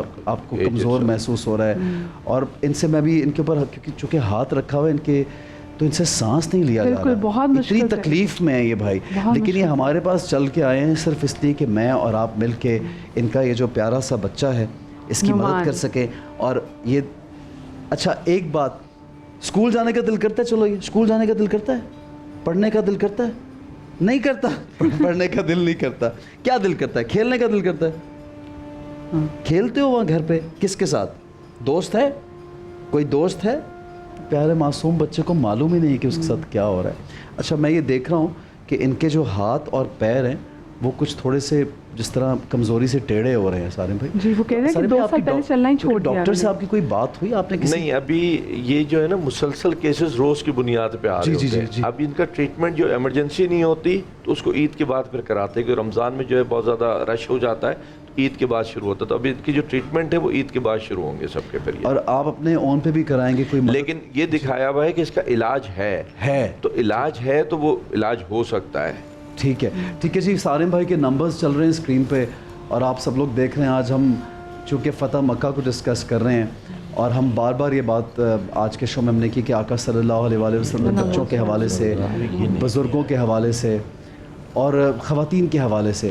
آپ دیکھیے کہ ان کی بیٹی جو ہیں وہ اپنا گھر چلائیں یا اپنے باپ کو سہارا دیں یا اپنے چھوٹے بھائی کو سہارا دیں. تو یہ میرا آپ کا کام بنتا ہے کہ یہاں پہ آگے بڑھیں اور ہم ان کی مدد کریں. اگر آپ لوگ فون کرنا چاہتے ہیں فون کیجئے, آپ لوگ کچھ بھیجنا چاہتے ہیں تو سالم بھائی کی ویب سائٹ پہ جائیے. یہ NGO ہے جو بہت سے جن لوگوں کو ضرورت ہوتی ہے ان کا سہارا بنتے ہیں. اسکرین پہ نمبر بھی چل رہا ہے. جمیل بھائی کچھ کہنا چاہ رہے ہیں. جی جمیل بھائی. میں یہ کہوں گا, دیکھیے ماہ رمضان ہے, ہمیں دیگر عبادات کا حکم دیا گیا ہے, وہیں اس رمضان کو شہر المواسات بھی کہا گیا ہے, ہمدردی کا مہینہ. تو میں سمجھتا ہوں اس مہینے کے اندر اگر کوئی ہمدردی کرتا ہے اس کا ثواب بھی اللہ 70 سے 700 گنا بڑھا دے گا.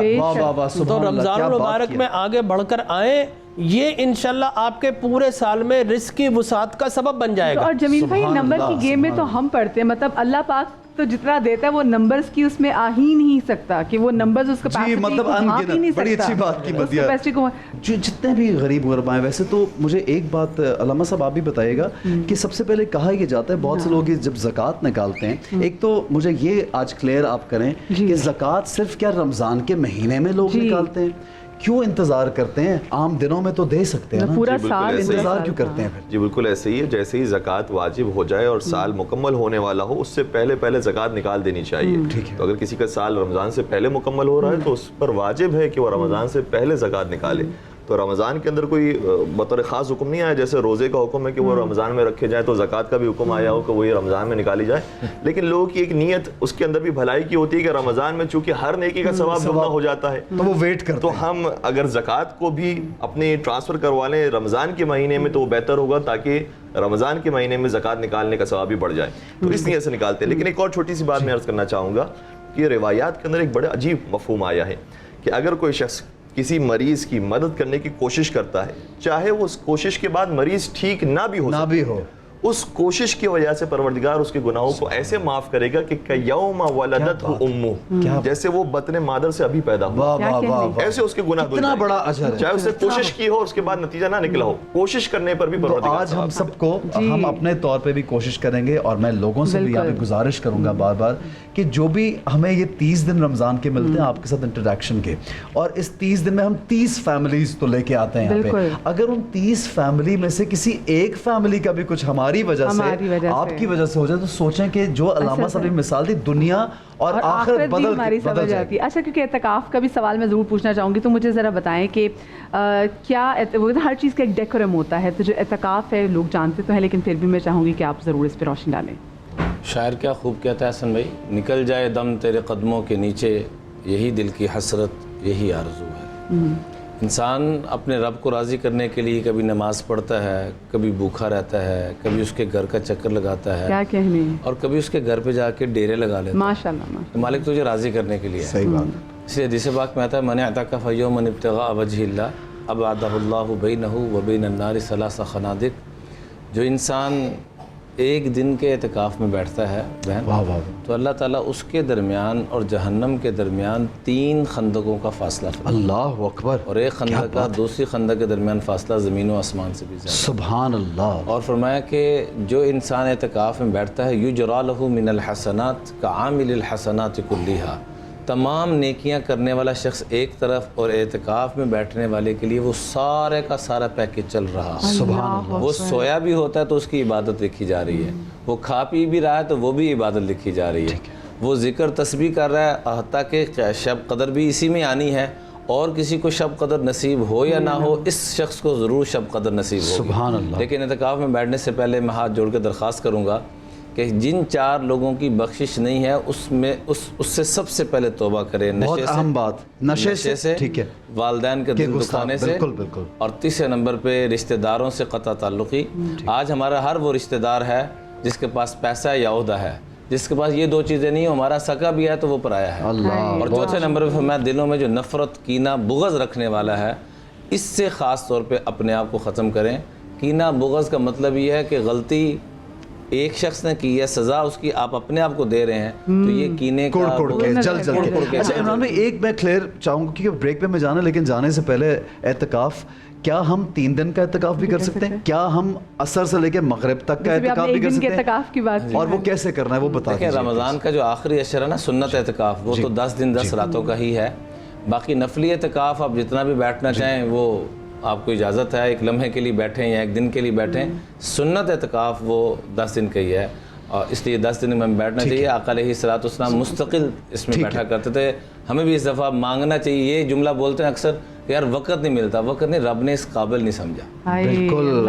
جی علامہ صاحب کچھ کہنا چاہ رہے ہیں. اعتکاف ویسے تو سارا سال کبھی بھی کیا سکتا ہے, اور اعتکاف کی کچھ شرائط ہے جس میں سے ایک اہم ترین شرط روزہ ہے.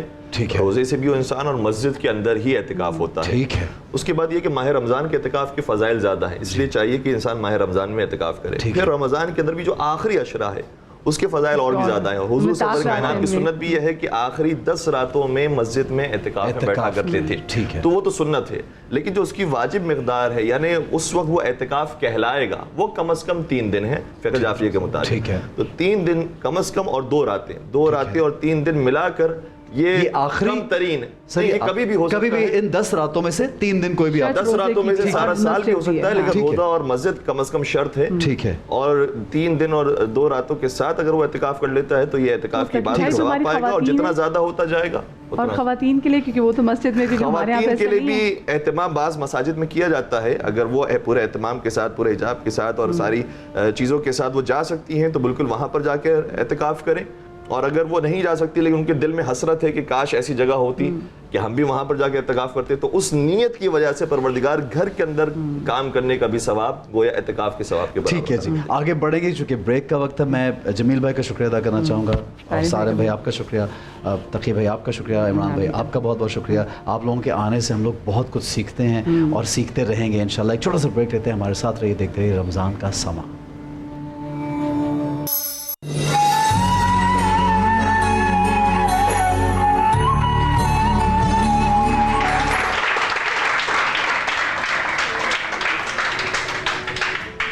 رمضان کے سما میں ہم آپ کو ایک بار پھر سے خوش آمدید کہتے ہیں, اور اب ہمارا سیگمنٹ ہے افطار کی تیاری کا, جس میں آج افطار کے لیے تو نہیں لیکن نازیہ نے کھانے کے لیے جو ہے وہ بڑا زبردست. میں دیکھیں چائنیز آئٹم ہے. السلام علیکم, کیسے ہیں؟ کیا حال ہے, کیسے ہیں؟ ٹھیک ٹھاک, بالکل ٹھیک ٹھاک. بھائی آج آپ نے کیا بنایا, اتنی خوشبوئیں آ رہی تھیں پورے سیگمنٹ میں. آج میں نے چکن چلی ڈرائی بنایا, اور یہ چائنیز ڈش ہے.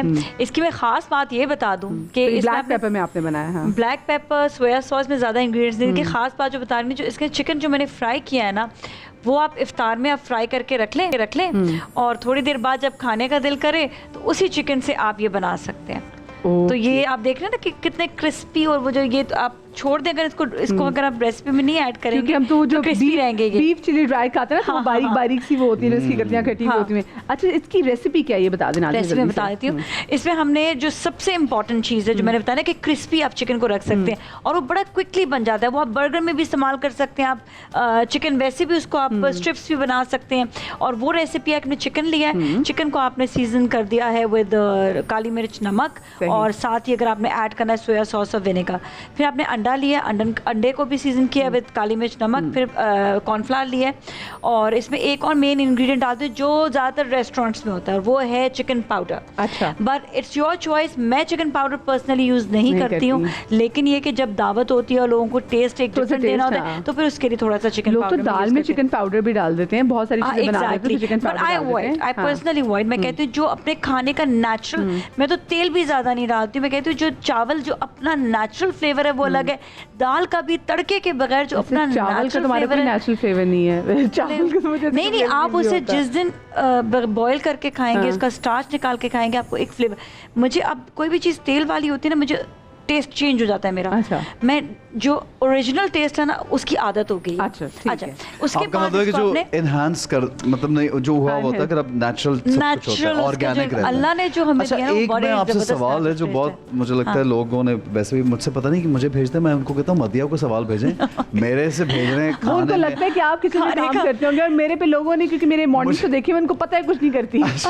لیکن نہیں, مجھے وہ ایک تو مجھے اسکالرس کے ساتھ ایک دو سوال تھے, وہ بھی میں بھول گیا ان سے کرنا, نیکسٹ شو میں میں کروں گا, لوگوں کے سوال مجھے بھیجتے ہیں. لیکن مدیہ اور نازیہ, یہ جیسے بیف کی آپ نے بات کی, تو اس کو بیف کو ٹائم لگتا ہے پکنے میں, تو اس کو جلدی اگر پکانا ہو, یعنی کہ کیا بولتے ہیں وہ لفظ کیا ہوتا ہے, گلانے میں, تو وہ کیسے گلاتے ہیں آپ یہ بتائیں. اس کے لیے کہ ٹینڈرائزرز آتے ہیں, ٹینڈرائزر آپ بولیں پپیتے کا پانی, ہاں بالکل, یہ دیکھیں نا بتا رہی ہیں, پپیتے کا پانی وہ بہت ہوتا ہے, پپیتے کا جوس آپ اس میں لوگ ہنس رہے ہیں میرے سوال پہ. کچا پپیتا بھی ہے, پپیتے کے پانی سے کیوں ہنس رہی ہو, کیوں ہنس رہے بھائی, کیسے گلاتے ہیں؟ آنٹی کو مائک دے, آنٹی بتائیں گے کیا. ہاں ان کو مائک دیجیے, مائک دیجیے. کہا نا کہ وہ جو میٹ ٹینڈرائزر ہوتا ہے وہاں کچبا. یار کوئی بچہ نہیں جو ان کو مائک پہنچا دے گا. ماشاء اللہ, یہ روز ہوتا ہے. وہ دیکھیں, وہ نہیں ہوتا پارسل کھیلنے والی گیم ہوتی ہے, کچری پاؤڈر. کیا چیز, کچری پاؤڈر. کچری کیا ہوتا ہے, میٹ ٹینڈرائزر. گوشت گلاتے ہیں. جلدی اچھا میں یہ کیا بات ہے, نقلی چیز ڈالو گل گیا, کوئی اصلی چیز بتاؤ نا یار. کچا پپیتا. چلے سارے پھر بولے کچا پپیتا پکا پپیتا, کچا پپیتا کچا پپیتا پکا پپیتا, کون بولے گا سب سے تیز, پکا پپیتا, کچا پپیتا پکا پپیتا, کچا پپیتا. یہ کچا پپیتا کا کیا ہو گیا ہے, کچا پپیتا پورا بولنے کو کہا ہے. یہ لے, یہ کیسریا کی طرف سے آپ کے لیے تالیاں نہیں. اچھا کسی اور کو ملے گا, ان کے تالیاں نہیں. اچھا آگے, کچا پپیتا پکا پپیتا کے. نازیہ ایک اور چیز, میں ایک چیز بتا دوں جو خواتین کے لیے شاید پتا ہو نہیں پتا ہو, جو چکن یا بیف یا مٹن, اس کی کٹنگ بہت امپورٹنٹ ہوتی ہے. اگر آپ نے اس کا ذرا سا بھی ریشہ غلط کاٹا تو وہ دیر سے گلے گا. دوسری چیز, اگر بیف گلانے کے لیے ہوتا ہے کہ ایک اسپیسیفک آپ کے کچھ بیف کے پیسز ہوتے ہیں جن کو آپ اگر پتلا اور ان کے ریشے کے ذریعے اگر آپ کاٹیں تو وہ باریک کاٹیں گے تو وہ جلدی گل بھی جائیں گے. اور جس طرح میں نے یہ طریقہ بتایا نا, یہ کارن فلاور اور اس کا انڈے کا, اس سے بھی وہ, لیکن وہ ہیوی فرائی ہوگا, مطلب فل جو ہے نا, پھر وہ زیادہ تیل میں فرائی ہوگا وہ بیف, پھر گل جاتا ہے, پھر وہ جلدی گل جاتا ہے. بٹ اگر آپ نے سالن بنانا تو پھر کیا دیر لگتی؟ نہیں, سالن میں تو میں پرسنلی اگین میں بہت زیادہ میں اولڈ اسکول تھاٹ سے چلتی ہوں. میں تو 2-3 گھنٹے گلاتی ہوں. میں کوئی پریشر کوکر یوز نہیں کرتی ہوں, میں بلکہ مٹی کی ہانڈی یوز کرتی ہوں, کیونکہ مٹی کی ہانڈی میں بیسکلی اس کا جو انگریڈینٹ سوگر نہیں, کیونکہ میں ذائقے کے ساتھ ساتھ مجھے یہ ہوتا ہے کہ چیزیں نا, میں دیکھیں ذائقے کے معاملے میں ٹچی ہو جاتی تھوڑی بہت, ایک چیز کی نہیں, آپ کولا بناتے ہوئے بھی اس نہیں, اس پہ علیحدہ, یہ علیحدہ سب علیحدہ. اللہ, میں تو ہاں یہ ریسٹورینٹ ہے, میں مجھے ایسا بندہ میں کہوں گی چلو کے بعد بھی سوٹ کر کے فوراً پی جاؤ. اور نہیں, اب مدیہ یہ کرے گی کہ سب کچھ بیچ میں پھینکے گی, چولہا آگ جلائی پکا لو یار. میں نے کہا پیٹ گھر میں کون ایسے کرتا ہے کہ سب کچھ ڈال دیا اور اس کو پکا لیا؟ آپ کرتی ہیں, آپ سب کچھ ایسے پکا لیتی ہیں؟ یہ تو غصے میں آ گئی آپ کی بات پہ, وہ جو ان کے ساتھ بیٹھی ہیں وہ غصے میں آ گئی, کیسے کون کرتا ہے یہ, آپ کیا لگتے ہیں؟ کچھ نہیں.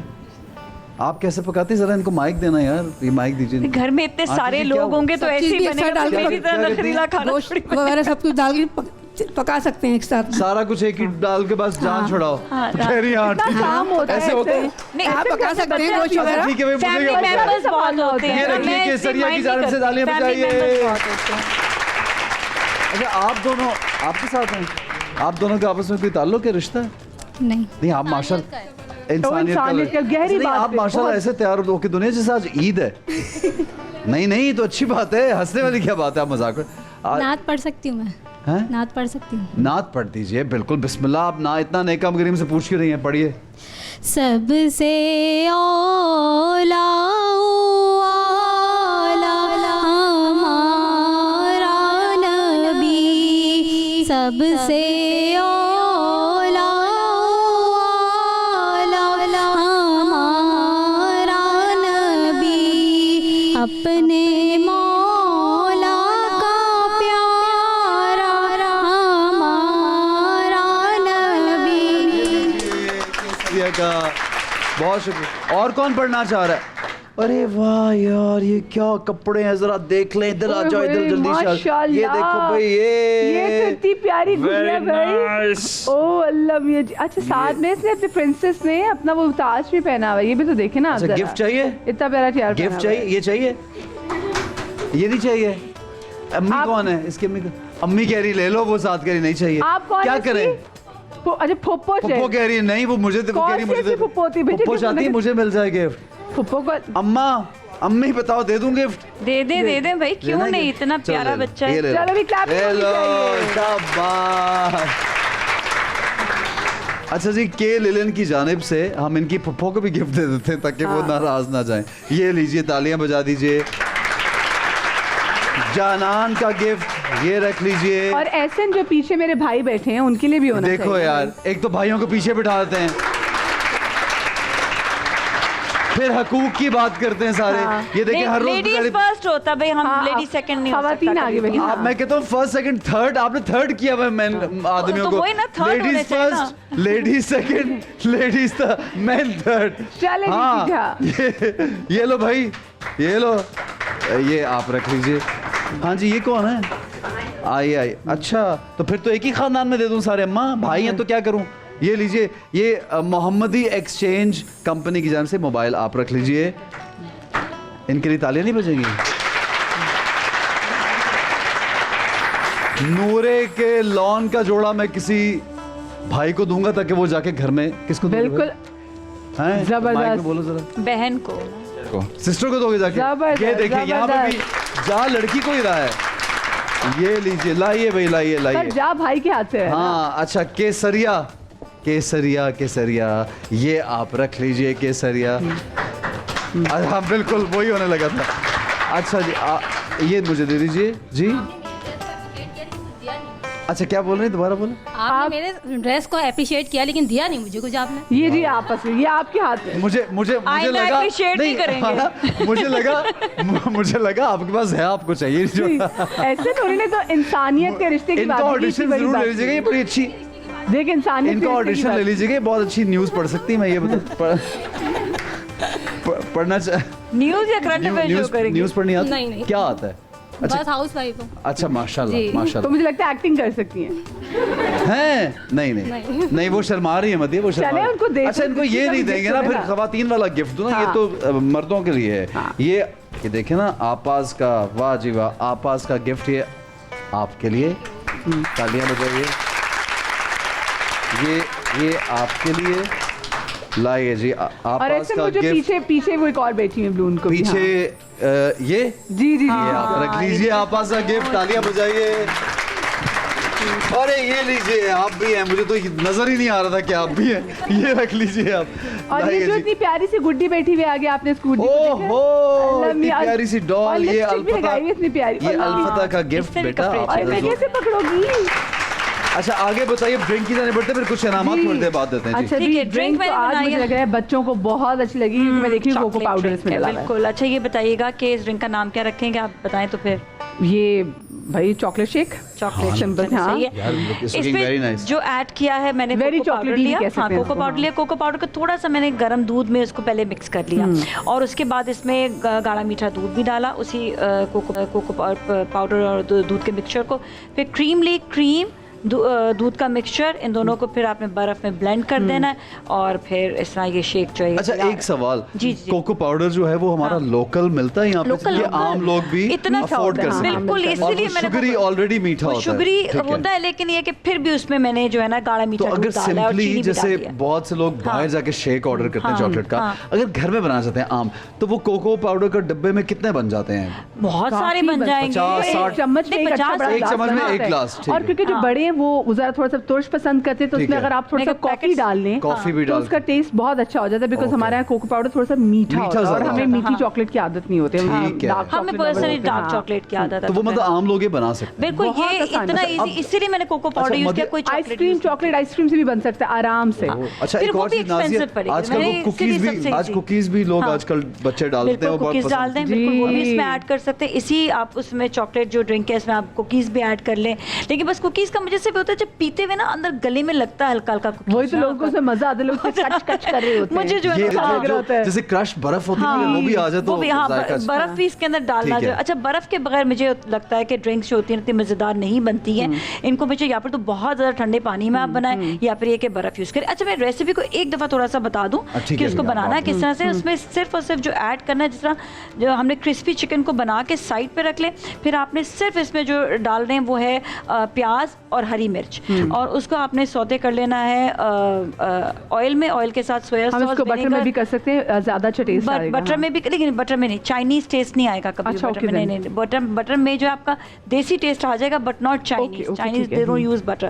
پھر اس کے بعد آپ نے اس میں یوز کر لینا ہے سویا ساس, ونیگر, کالی مرچ, نمک, اینڈ دیٹس اٹ. اور ہلکے سے کارن فلاور کے ساتھ لے کر اس کو مکس کر کے آپ نے جو ہے جو چکن ہوگا نا اس میں ایڈ. اچھا نازیہ, ایک سوال, اگر نارمل ہم جو کھانا بنا رہے ہیں گھر میں, اگر اس میں چائنیز ٹچ چاہیے ہمیں, تو کیا 2 چیزیں ایسی ڈالنے کہ وہ ہلکا سا چائنیز لگے؟ میں بتایا چکن, چائنیز کیوبز بھی تو ملتی ہیں. نہیں, میں آپ کو بتایا chicken powder, not Chinese cubes is very different. اچھا, کیوبز جو ہیں وہ آپ کا ٹیسٹ بالکل ڈفرینٹ دیں گے.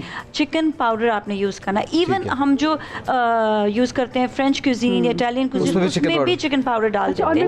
But that's I feel like that's not very healthy. آپ روز یوز نہ کریں. جب آپ ایک آدھا دل کیا کسی مہمان کو بتانا ہو کہ ریسٹورینٹ سے کھانا منگایا, میں یہ سوچ رہی تھی کہ دیکھیں جیسے چکن چلی ڈرائی ہے, یہ ہم اس کو چائنیز میں کریں, بٹ یوزلی ہم تھائی فوڈ میں آپ کو بیف چلی ڈرائی جو ہے وہ آپ. میں یہ کہہ رہا ہوں, آپ پتہ ہے کیا, آپ ایک دن ریسیپی لے کے جو بیف چلی ڈرائی ہوتا ہے نا, اوپر سیسمی ڈال کے ہنی, تھوڑا سا ہنی, وہ آپ بنا کے بتائیں. میں نے بنانا تو ہے نہیں, لیکن دیکھ کے خوش ہو جاؤں. میں آپ کو بتاؤں, وہ ایکچولی آپ کی, آپ شکر ہے کوئی فرمائش کی ہے, وہ actually sesame chicken. Sesame chicken that is not chicken chilli dry. وہ سیسمی بیف ہو جائے گا, لیکن اس کا بھی ایک علیحدہ نام ہے. اس کا نام جو ہے بیف چلی ڈرائی. بیف چلی ڈرائی, لیکن میں ریسٹورینٹ کا نام نہیں لینا چاہتا. وہ ریسٹورینٹ بس مجھے بتا دے کون سا والا ریسٹورینٹ ہے, کان میں بتا دیجیے گا, میں بنا دوں. کے للن کا گفٹ, یہ لیجئے کے للن کا گفٹ, یہ آپ رکھ لیجئے کے للن کا گفٹ. اور کے للن کا گفٹ ایک اور, جی یہ کلیپنگ ہونی چاہیے بھائی.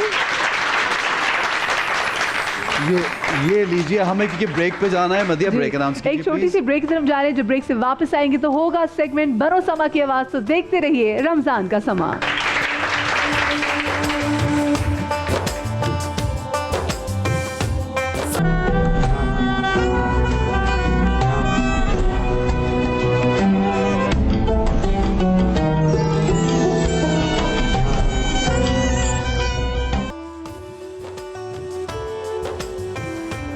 جی تو بنو سما کی آواز میں ہم آپ کو کہتے ہیں خوش آمدید. اور روز کی طرح آج ہمارے ساتھ ہمارے نہایتی معزز ہمارے سینئر نعت خوان پاکستان کیا جہاں دنیا بھر میں یہ جاتے ہیں رسول پاک صلی اللہ علیہ وسلم کا نام لیتے ہیں. بڑے معتبر ہمارے ساتھ موجود ہیں فصیح سہروردی صاحب, اور ہمارے ساتھ موجود ہیں سبیر رحمانی صاحب. السلام علیکم جی. اور ساتھ میں ہمارے ساتھ اسد بھی ہیں, اور ہمارے ساتھ کامران بھائی بھی موجود ہے. ویسے تو یہ تلاوت کرتے ہیں لیکن یہ نعت خوان. اس سیگمنٹ میں سب سے خوبصورت بات جو میں نے خود بھی سیکھی, کیونکہ ہم ہمیشہ کہتے ہیں اس پروگرام میں ہم لوگ سیکھنے آتے ہیں, فصیح بھائی ہمیشہ ایک بات پہ زور ڈالتے ہیں, تلفظ پہ. سبھی بھائی بھی ڈالتے ہیں, اور خاص طور پہ جو لفظ ہمارے ذہن سے سامنے بھی نہیں آتے, نکل جاتے ہیں, جس کو ہم غور بھی نہیں کرتے, اس کی یہ ٹھیک کراتے ہیں, جو کہ ایک بڑی خوبصورت بات ہے. تو یہ ایک ٹیچر ہیں ہمارے جو یہاں پہ ہم سب کو کچھ نہ کچھ سکھا کے جاتے ہیں. بھائی میں بنو سما کی آواز کے لیے ایک بات یہ کہنا چاہوں گا کہ پورے پاکستان میں دیکھیں ادارے نہیں ہیں جو پراپر نعت سکھائیں. سما ٹی وی جو بنو سما کی آواز سے یہاں پر سبھی بھائی اور فصیح الدین سہروردی صاحب ہمارے جو سکھاتے ہیں اسٹوڈنٹس کو اور پڑھنے والوں کو, تو یہ ایک انسٹیٹیوشن کا درجہ ہے سما کا. کیونکہ یہ سمجھ لیں کہ پورا سال نعت خوانوں کی یہاں سے 1 مہینہ تربیت ہو رہی ہے کہ ہم جیسے ثنا خوان بھی ہم لوگ سب سیکھ رہے ہیں, تو ہماری اصلاح ہو جاتی ہے کہ کون سی چیزیں پڑھنی چاہیے, کون سی چیز نہیں پڑھنی چاہیے. تو یہ ایک بڑی تربیت گاہ ہے سما بنو کی آواز. پیاری بات ہے کہ آپ سیکھ رہے ہیں اور آپ یہ مانتے بھی ہیں. ہم بھی سیکھ رہے ہیں, بھی دیکھ رہے ہوتے ہیں. اور سہیل بھائی کو بہت کریڈٹ جاتا ہے بنو سما کی آواز کے لیے. سہیل بھائی کی بہت کاوش ہیں, اور ڈے فرسٹ سے انہوں نے بہت ذمہ داری کے ساتھ ایک چیز کو کروایا ماشاءاللہ سے. وہ دیکھیں سہیل بھائی کے لیے آڈینس تالیاں بھی بجا رہی ہے. بالکل, بہت نیئر بھائی بھی. جی میں چاہوں گا کہ جی آپ کچھ کہنا چاہتے ہیں. ماشاءاللہ فرشت بھائی کے جو والد صاحب ہمارے مرشد کریم, انہوں نے پاکستان میں سب سے پہلا نعت کالج ریاض رسول نعت کالج جو 1979 میں جامع بغدادی مسجد میں اس کی بنیاد رکھی, اور آج تک ماشاءاللہ وہاں لوگ سیکھ رہے ہیں. اور علامہ صاحب نے ماشاءاللہ پاکستان کا سب سے پہلا نعت کالج جو انسٹیٹیوٹ ہے جہاں باقاعدہ نعت سکھائی جاتی ہے, اور آج تک ماشاءاللہ ماشاءاللہ وہاں سے جتنے اسٹوڈنٹس سیکھ کے گئے اور پوری دنیا میں ماشاءاللہ پڑھ رہے ہیں. بہت فصیح بھائی نے, فصیح بھائی کے والد صاحب نے, فصیح بھائی کے بھائی نے, خوبصورت کام ہے کہ یہ فصیح بھائی کے والد اور یہ بھی کریں. پھر سبھی بھائی ماشاءاللہ لکھتے بھی ہیں اور ریسرچ سینٹر بنایا اپنا اور یوٹیوب پہ چینل. جی ہاں بالکل. ہمارے ایم فل کے پی ایچ ڈی کے جتنے اسٹوڈنٹس ہیں مختلف جامعات میں, وہ سارے نعت ریسرچ سینٹر سے بہت استفادہ کرتے ہیں. اچھا ماشاءاللہ ماشاءاللہ. چلیں اللہ تعالیٰ اس کام میں اور بھی برکت ڈالے, قائم و دائم رکھے. آگے بڑھتے ہیں جی, ہمیں ہمارے جو پارٹیسپینٹ ان کا بتائیے. احسن بھائی لاہور سے ہیں سیدہ عتیقہ. سیدہ عتیقہ پہلی ہماری جی بسم اللہ کیجئے, بسم اللہ کیجئے, آغاز کیجئے. جی جی بسم اللہ. عشق نبی میرے دل میں بھی سما جانا, اے عشق نبی میرے دل میں بھی سما جانا, مجھ کو بھی محمد کا دیوانہ بنا جانا, مجھ کو بھی محمد کا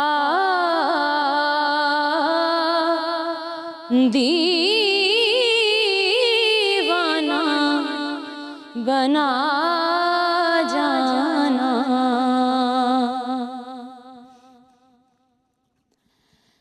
جس خواب میں ہو جائے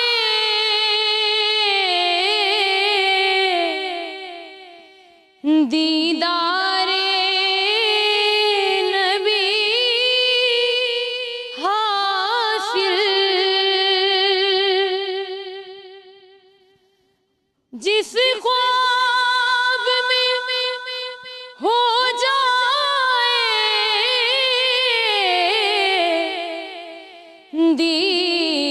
دیدار نبی حاصل, دیدار نبی حاصل, اے عشق کبھی مجھ کو نیند ایسی سلا جانا, اے عشق کبھی مجھ کو نیند ایسی سلا جانا, مجھ کو بھی محمد کا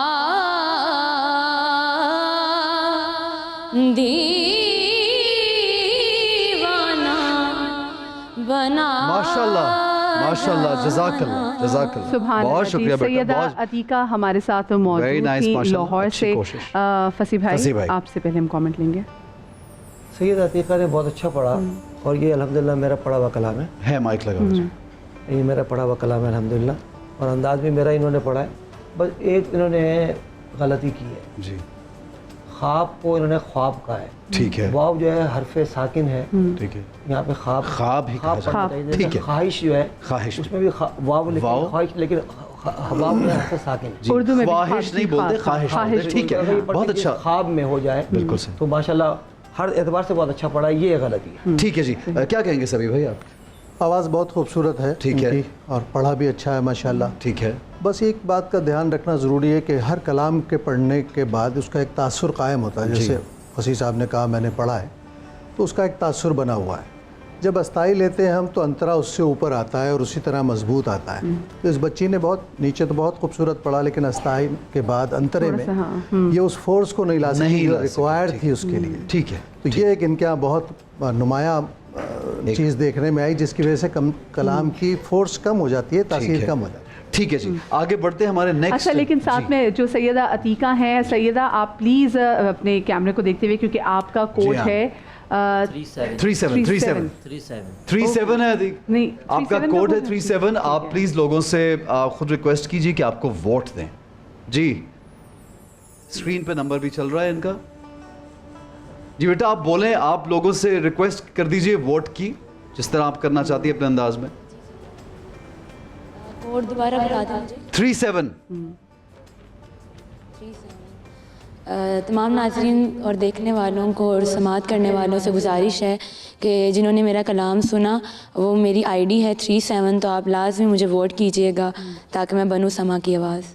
بہت شکریہ بیٹا, بہت شکریہ. اسکرین پہ نمبرز بھی چل رہے ہیں, جو لوگ ووٹ کرنا چاہتے ہیں کیجئے, کیونکہ ہم ہر روز یہ بات ریپیٹ کرتے ہیں کہ آپ کے ووٹ کرنے سے جو پارٹیسپینٹس ہیں وہ یا تو رہ جائیں گے یا چلے جائیں گے, تو آپ کا ووٹ بہت ضروری ہے. بالکل. اور آپ کو پتہ ہے جیسے ابھی آج 37 38 نمبر آج ہو جائیں گے, کل انشاءاللہ 39 40 بھی نمبر ہو جائیں گے, اور اس میں پھر ہم ہوگا یہ کہ جس طریقے سے ہم 40 ہونے تھے ان میں سے 20 کو سلیکٹ کرنا تھا, پھر 20 سے پھر آگے مقابلہ جو ہے وہ سخت ہو جائے گا, اور پھر یہ ہوگا کہ ایک دن میں تو ابھی تو 2 کنٹیسٹنٹ ہیں, آگے جا کے ایک دن میں ہو جائیں گے 4 کنٹیسٹنٹ. ٹھیک ہے.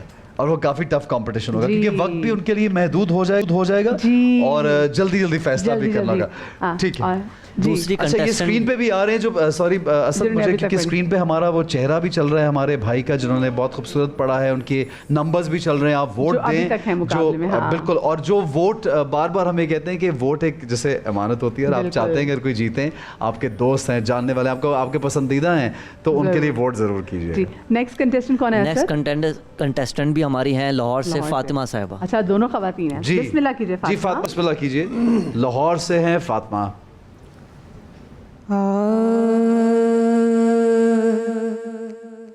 سب سے پہلے مشیت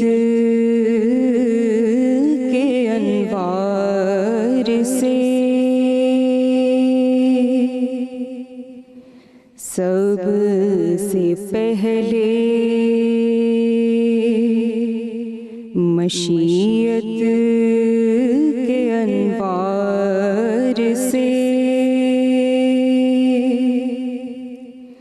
نقش روئے محمد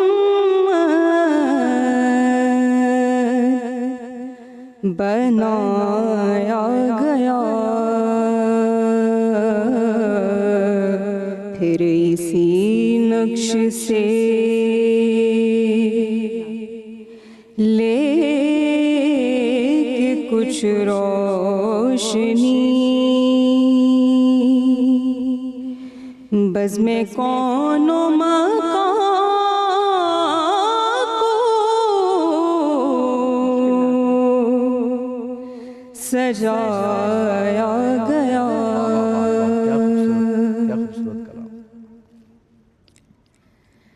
وہ محمد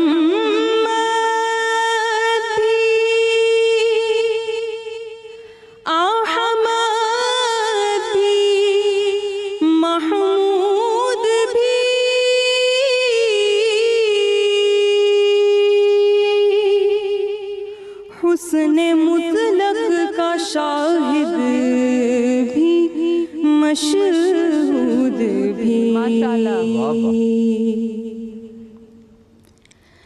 وہ محمد بھی احمد بھی محمود بھی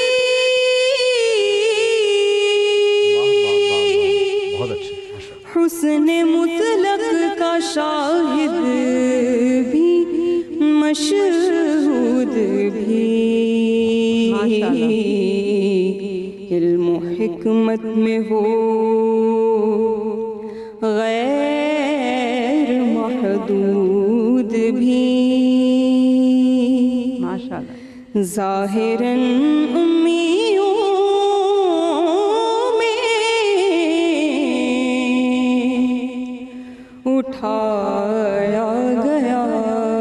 ماشاءاللہ ماشاءاللہ بیٹا جزاک اللہ بہت خوب بہت خوب کیا بات ہے کیا بات ہے مشیت کے انوار سے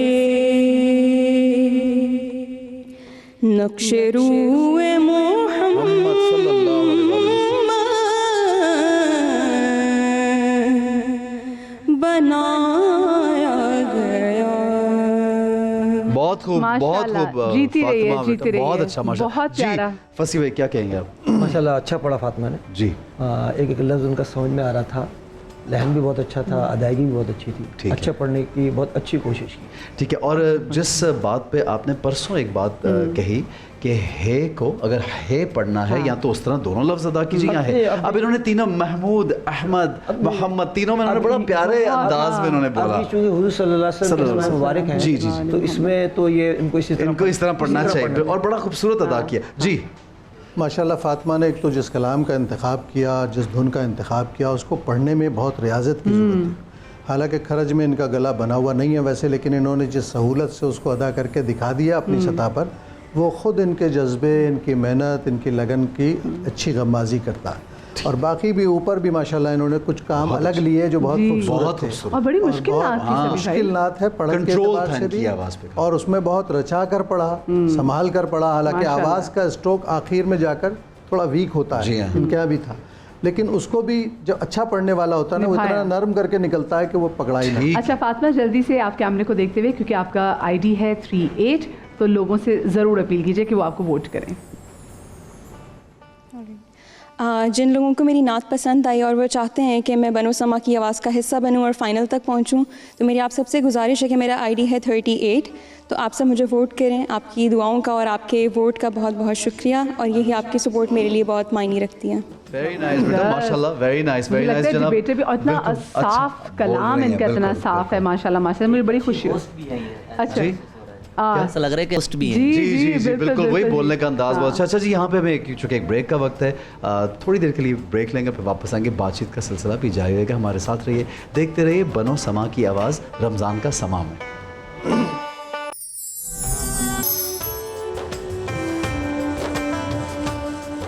جی بسم اللہ الرحمن الرحیم, السلام علیکم, ویلکم بیک کہتے ہیں. بنو سما کی آواز کا سلسلہ جاری ہے اور آپ کے ہاں بہت سے پاکستان کے شہروں میں روزہ افطار بھی ہو چکا ہے. کراچی میں ابھی کچھ وقت باقی ہے. آج ہم فتح مکہ کی بات کر رہے تھے اور ایک واقعہ جو ہم نے سنا بھی اور ہماری نظر سے بار بار گزرتا ہے کہ آقا صلی اللہ علیہ وآلہ وسلم کی غلامی کا شرف دیکھے کہ انسان کو کہاں سے کہاں پہنچا دیتا ہے. حضرت بلال حبشی رضی اللہ تعالیٰ عنہ, جن سے لوگوں نے کس کس طرح سے بدسلوکی کی اور کفار اپنے آپ کو ان سے کتنا اونچا سمجھتے تھے اور ان کے مقام کو کتنا نیچے گراتے تھے کہ یہ کیا. لیکن جب فتح مکہ کے وقت آقا صلی اللہ علیہ وآلہ وسلم نے حضرت بلال کو کہا کہ تم آزان دو, اور کس طرح ان کی شان جو ہے وہ کہاں سے کہاں پہنچی, تو یہ شرف ہے محمد مصطفیٰ صلی اللہ علیہ وآلہ وسلم کی غلامی. اس میں ایک اور چیز میں ایڈ کرنا چاہوں گی کہ کیونکہ جب جناب بلال کا جو لہجہ تھا وہ تھوڑا سا ایسا تھا کہ لوگوں کو لگتا تھا کہ اچھا یہ ورڈز جو ہیں وہ تھوڑے سے منس کر جاتے ہیں, تو کوئی جو آس پاس کے لوگ تھے وہ اکثر ان کا ورڈ تھوڑا سخت ہے لیکن وہ اکثر ان کا مذاق اڑایا کرتے تھے. اور ایک بار ایسا ہوا کہ حضرت بلال حبشی جو ہیں انہوں نے اذان نہیں دی, ان کا کہ یہ تو جو ہے یہ لفظ ہیں کچھ کے کچھ بھی بولتے ہیں کیونکہ بتاتے تھے, تو سورج ہی نہیں نکلا. یہ شان ہے, یہ شان ہے غلام مصطفیٰ صلی اللہ علیہ وآلہ وسلم کی. تو سوچے جس کی غلام کی اگر یہ شان ہے کہ اگر اسے اذان نہیں دی تو سورج نہیں نکلا, تو آقا کی کیا شان ہوگی, کیا شان ہوگی ہمارے رحمت للعالمین کی. اسی کے ساتھ ہم آپ سے تو اجازت دیتے ہیں. آپ لوگ اپنا بہت سارا خیال رکھیے گا, شاد رہیے آباد رہیے. لیکن آپ کو پتہ ہی ہے کہ شروع ہی ہم درود سے کرتے ہیں اور اختتام بھی ہم نعت پاک سے کرتے ہیں. سبھی بھائی ہمارے ساتھ موجود ہیں. سبھی بھائی جی بسم اللہ. سبھی بھائی اسد نے ایک نعت یاد دلا دی ہے, مستند ہو میری اتنی تو غلامی آتا, مستند ہو میری اتنی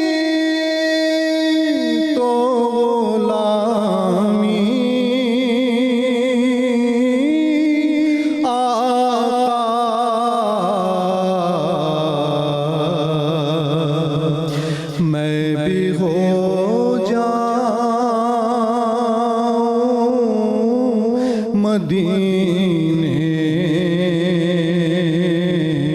کا مقامی آقا میں بھی ہو جاؤں مدینے کا مقامی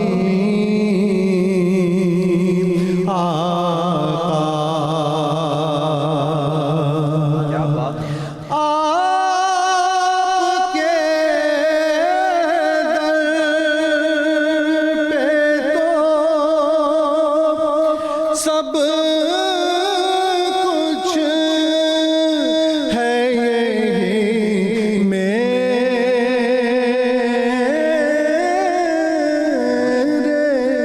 لیے آپ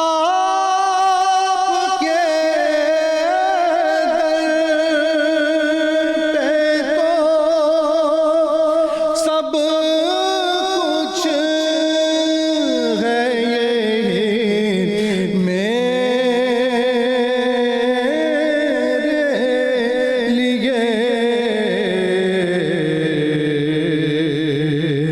میں شب و روز رہوں محو سلامی آقا میں شب و روز رہوں سلامی آقا دور جو آپ کے